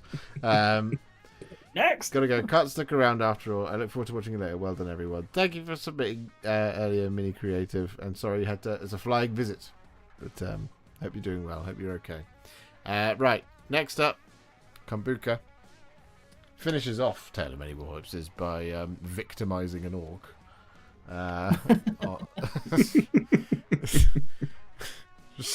You know, I get it. You know, this feels like a protest piece. They better not be in the core box for 11th edition. It's the kind of thing I would make. I'm just getting ahead of the rumors. Yeah. No, I love this. This is really cool. I like the. I mean, the OSL glow on the lights is very good. It does make it feel like it's sort of trundling along in the darkness. With the poor orcs stapled to the front. But also, like, the extra pelts. It's like, how do we make this more Space Wolves? Add some pelts. Yeah, that totally works. And I haven't seen it on a Land Raider before, but absolutely works. Got to keep your Land Raider warm. Well, you don't want it to gum up, you know. Yeah. Yep. You know? What if the phalange freezes over, you know? Yeah. Yeah, can't do that for the left phalange. Yeah, exactly. It's either that or it's just interior decoration gone wild. I think at this point it's exterior decoration. Yeah. Well, we don't know what's on the interior. They might be so full of furs. They were like, well, we don't want to lose these ones. we'll put it on the outside. It's like a really weird episode of Changing Rooms. That's a very strange episode of Changing Rooms. No, lovely stuff. Lovely stuff. Thank you, Kabuka.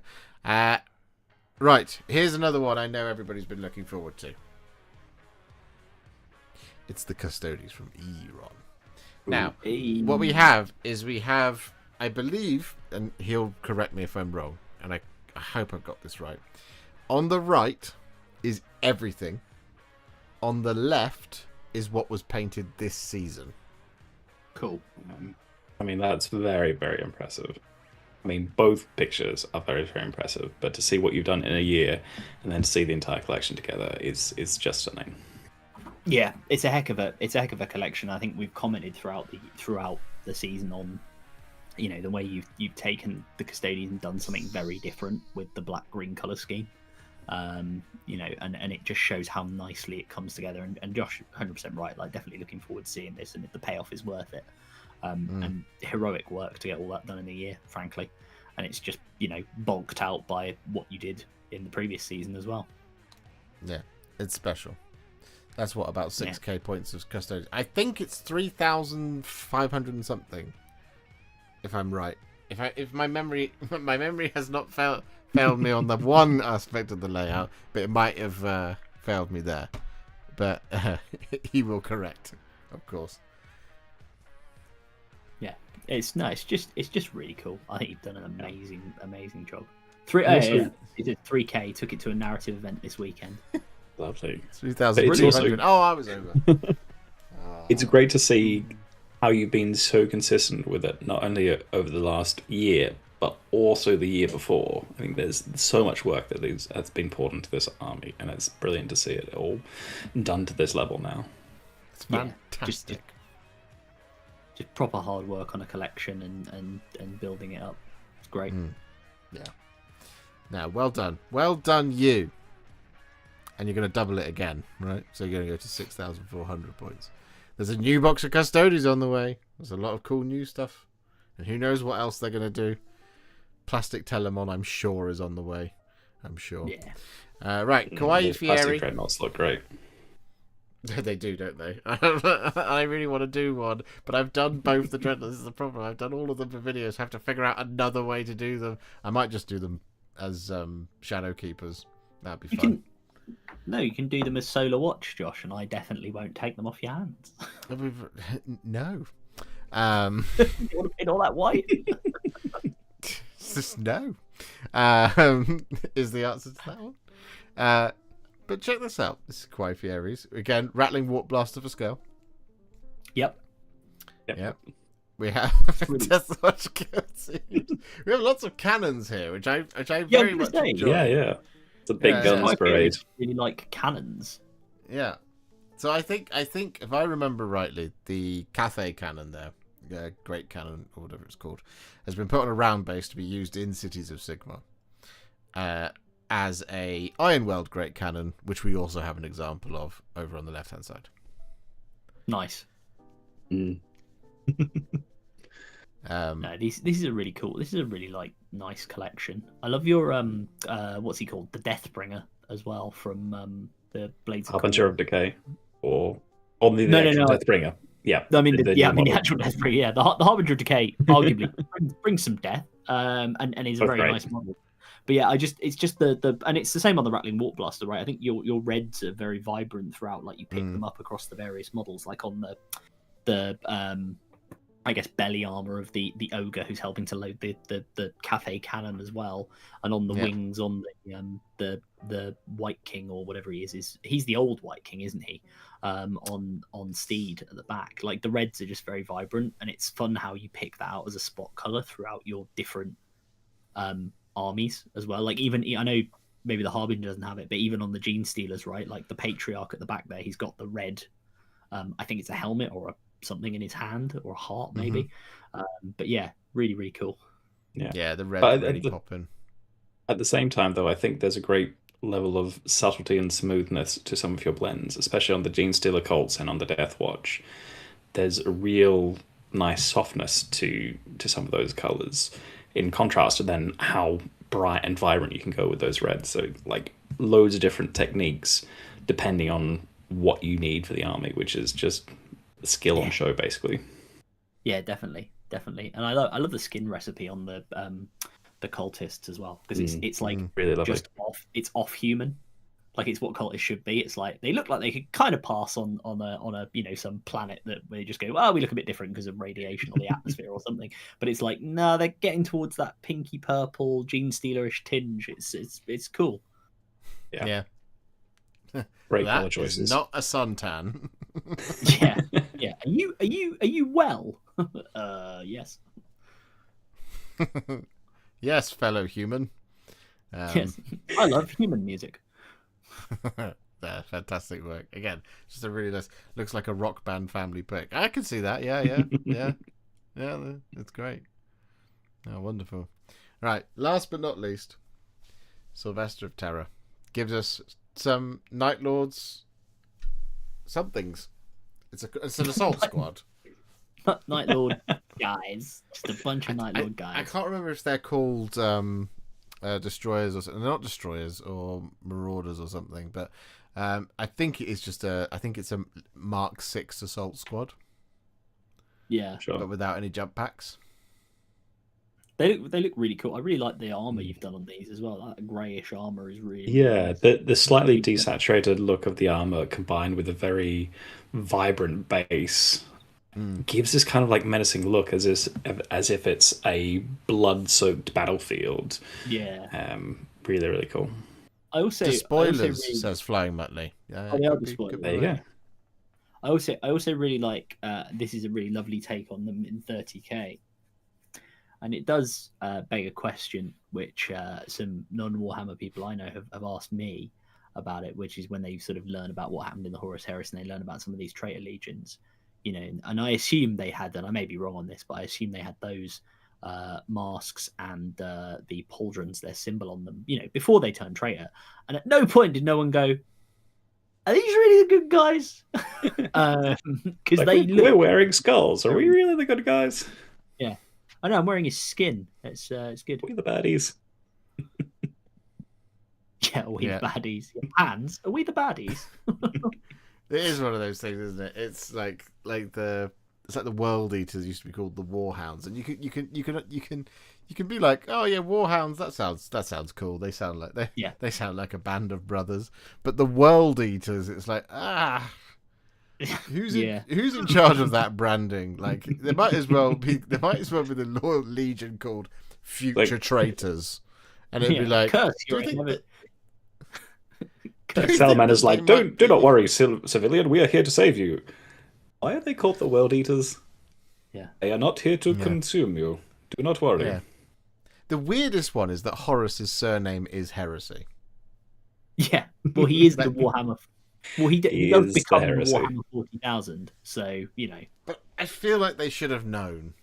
What's your name? Mr. Heresy. First name Horus. Yeah, it's alliterative, like Doctor Doom, which means you're probably a bad guy. Yeah, think of it like Peter Parker. It's fine. Yeah. Mr. Heresy. But on the more serious note, and to I guess to end with the last one, these are really, really, really awesome. I'm a big fan of them. They are. Cool. That's it. We're done. That's Tale of Many Warhipsters. Wow. I mean, incredible year of miniatures it has been, but it's been wonderful to reminisce over that year and see everyone's finished armies or selection of miniatures that they want to show off. Yeah. And I wonder what we're going to see, you know, if and when we do the next one. You know, we saw a lot of Usherans, we saw a lot of Battle Sisters, lots of Vizix Scours, Fulgrims. I wonder what the you know, are we going to see a lot more? I mean, we had a few examples in this, but a lot more Dark Water. Dark Water is definitely going to be popular. Yeah. Potentially Iron Warriors when they come out. I think there's a load of hobbyists that are really into Iron Warriors, so I wouldn't be surprised if they were quite popular. Whatever's in the 11th edition box, whatever that may be. Of course. Who knows what that will be? Yeah, I think it's amazing. You guys are an amazing community, and the work you guys do is, you know, continues to impress, shock, make us laugh as well. Some of the stuff you guys do. Bard's family, big shout out to Ricky Drinks Paint there. It's all good stuff. Yeah, I think Tattoo Zoologist has just said it in chat. Yeah, I think you should all be really proud to be part of it, and you should, honestly, everybody should feel like really, really, you've done amazing, like really well done. You should feel so proud of what you've done. And Absolutely. To anybody who's watching, I guess anybody who's watching this video who's just watching who hasn't contributed, like you like get involved, come and join in. We're all you know, we're all lovely people, and you know, all here to support. And if you know, even if you look at this and you go, oh my god, I'm not up to that standard, whatever, you know, I don't think I could do this. Like, no, man, it's your painting, it's your work, it's what you've done, and that's the thing that's the most important. And the love and time and effort that you put into things is what shows up and what stands out. So get involved, join in, come and one of us, come and join. And you know, we'll see what the next year brings. Yes, absolutely. Right, we're nearly set up on that front. Pridders, thank you very much for the £5 super chat. Popping in to wish everyone well. Been at Beachhead this weekend. Went 3-3. We'll catch up on all the amazingly painted models during the week. There have been many amazingly painted models. Did you do well at Beachhead? I saw Tom did very well at Beachhead. Joe didn't.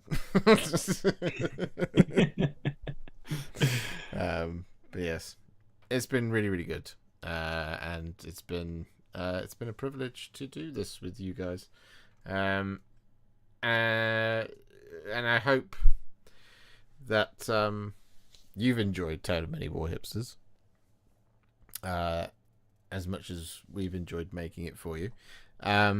Will we do another series? It's the big question. Say so. That is the big question. Who Josh, knows? we need to keep these going until my son is old enough to like paint something himself. So, He can become one of the many Warhipsters. Yeah, exactly. Welcome to Tale of Many Warhipsters Season 18.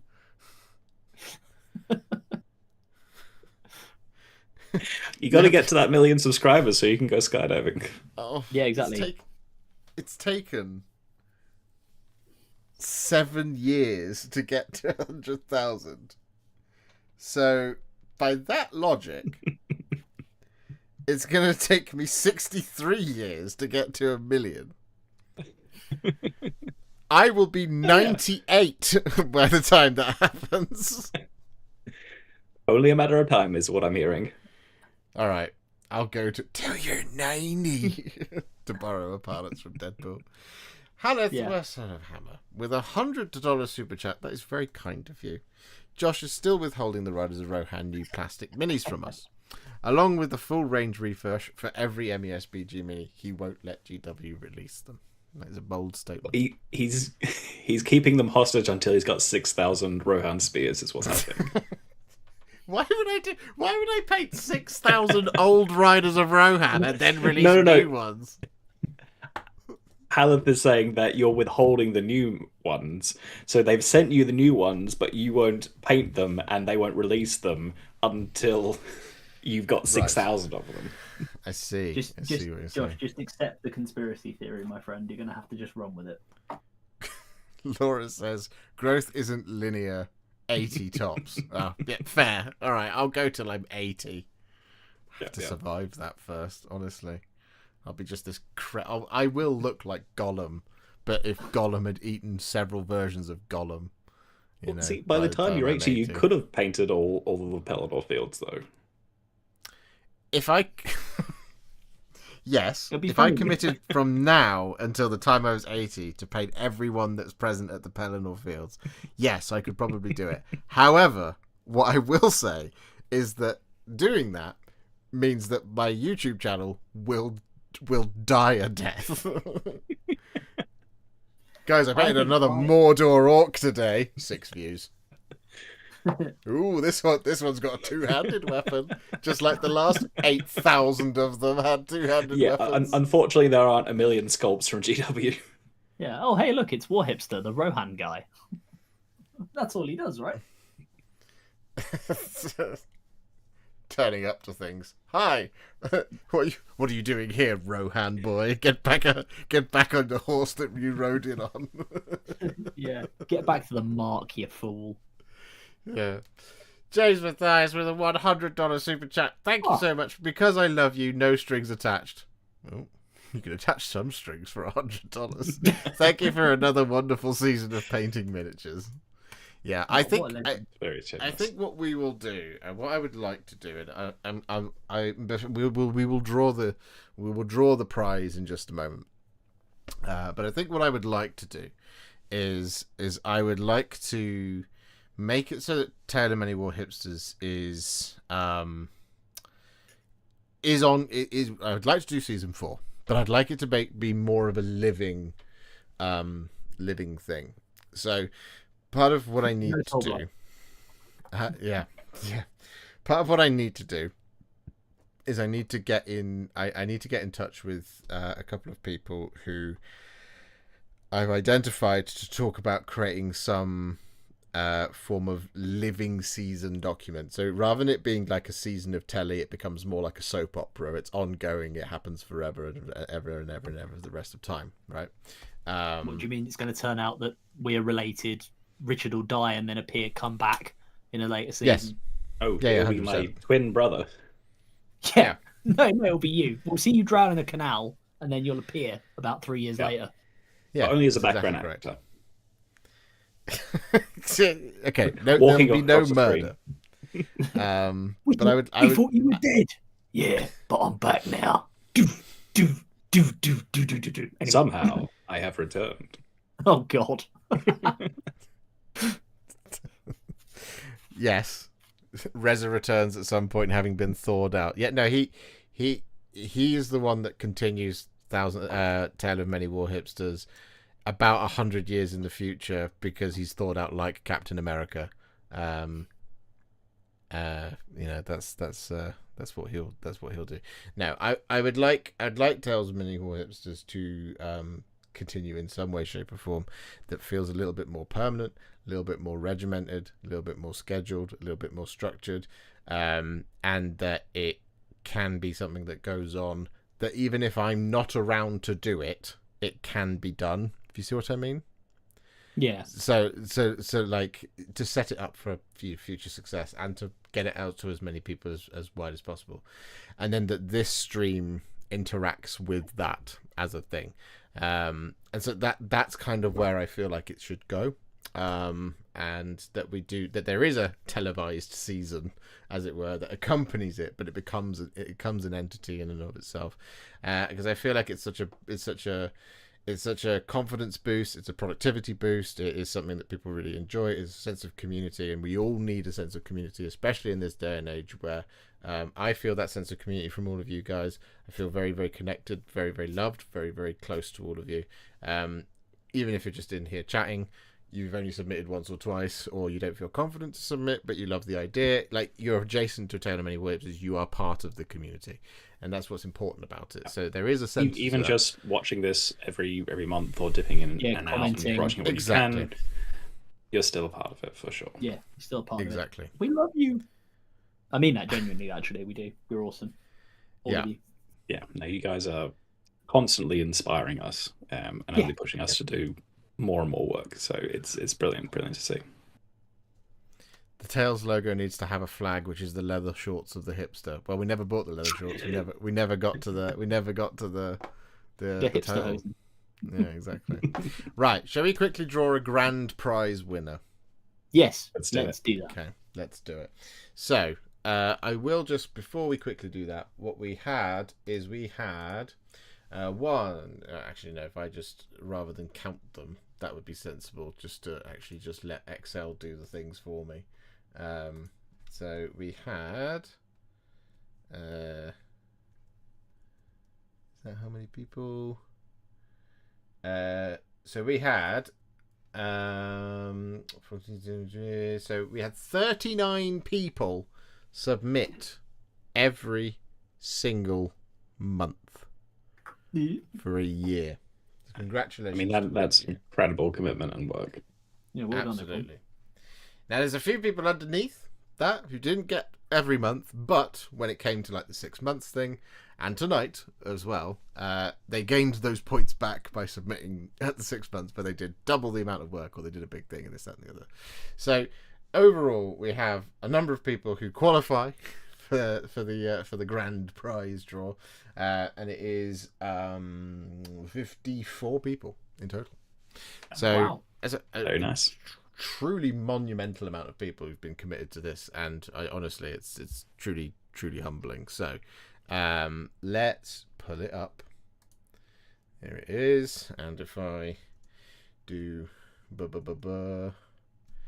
it's this button and it's that button, you guys should all be able to see it now.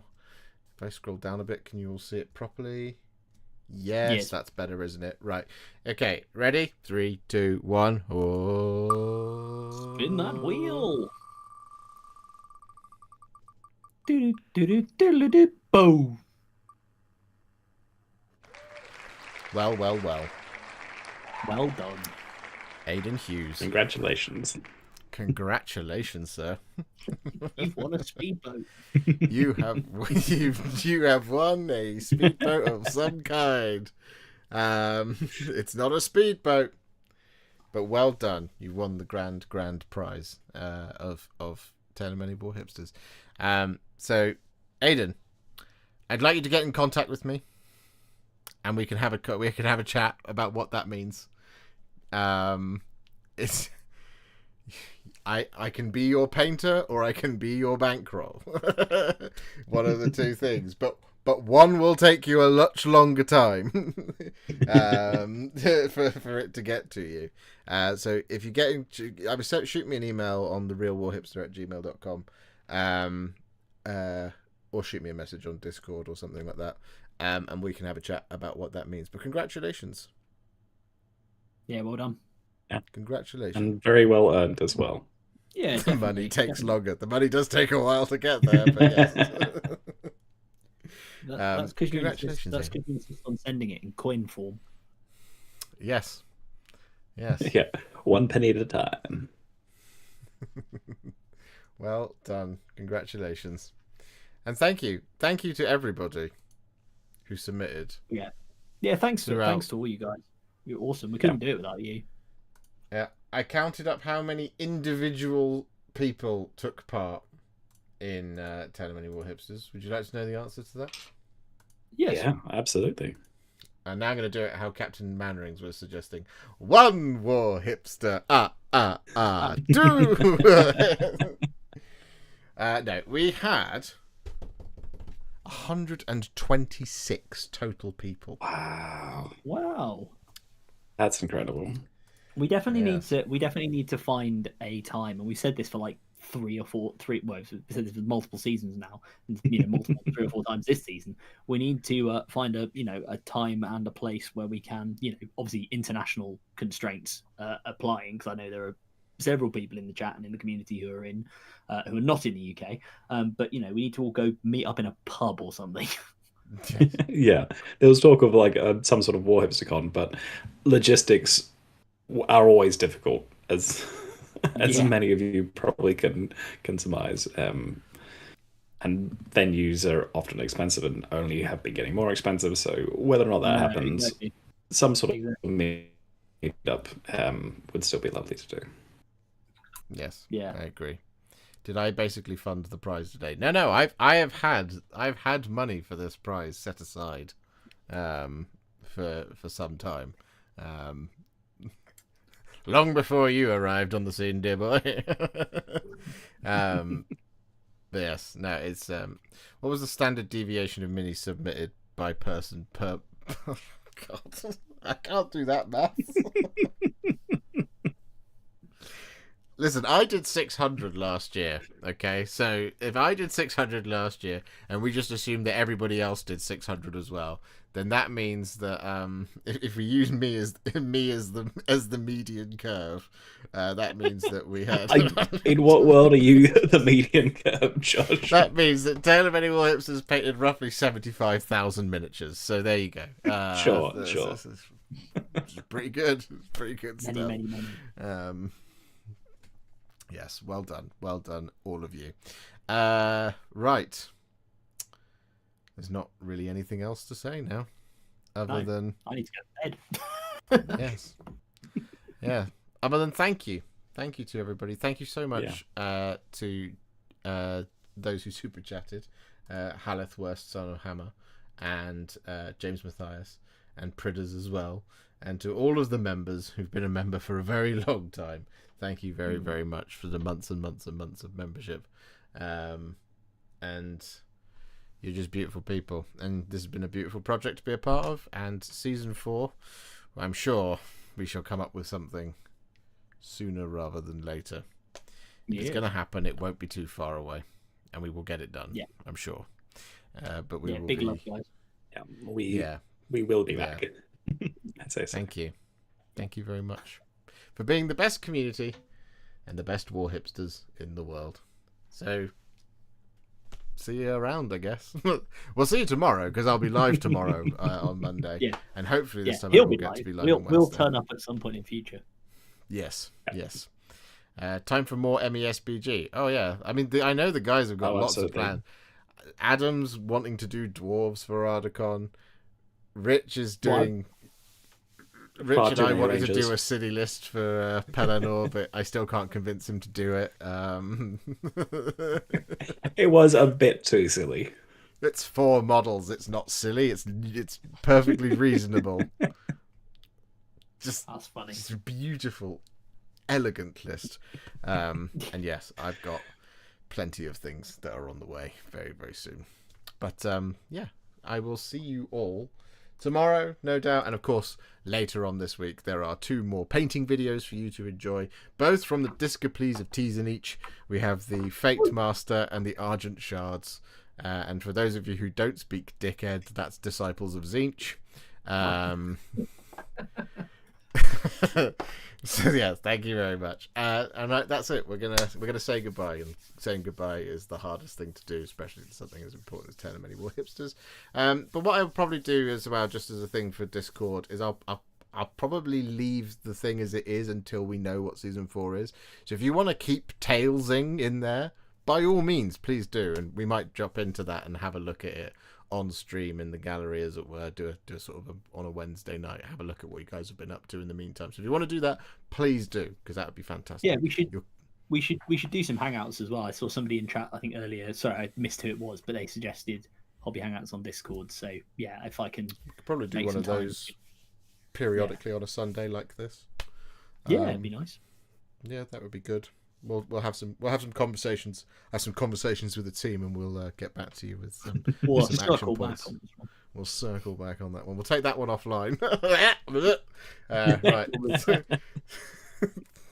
Everybody say goodbye. Bye. Bye. See you guys. Bye.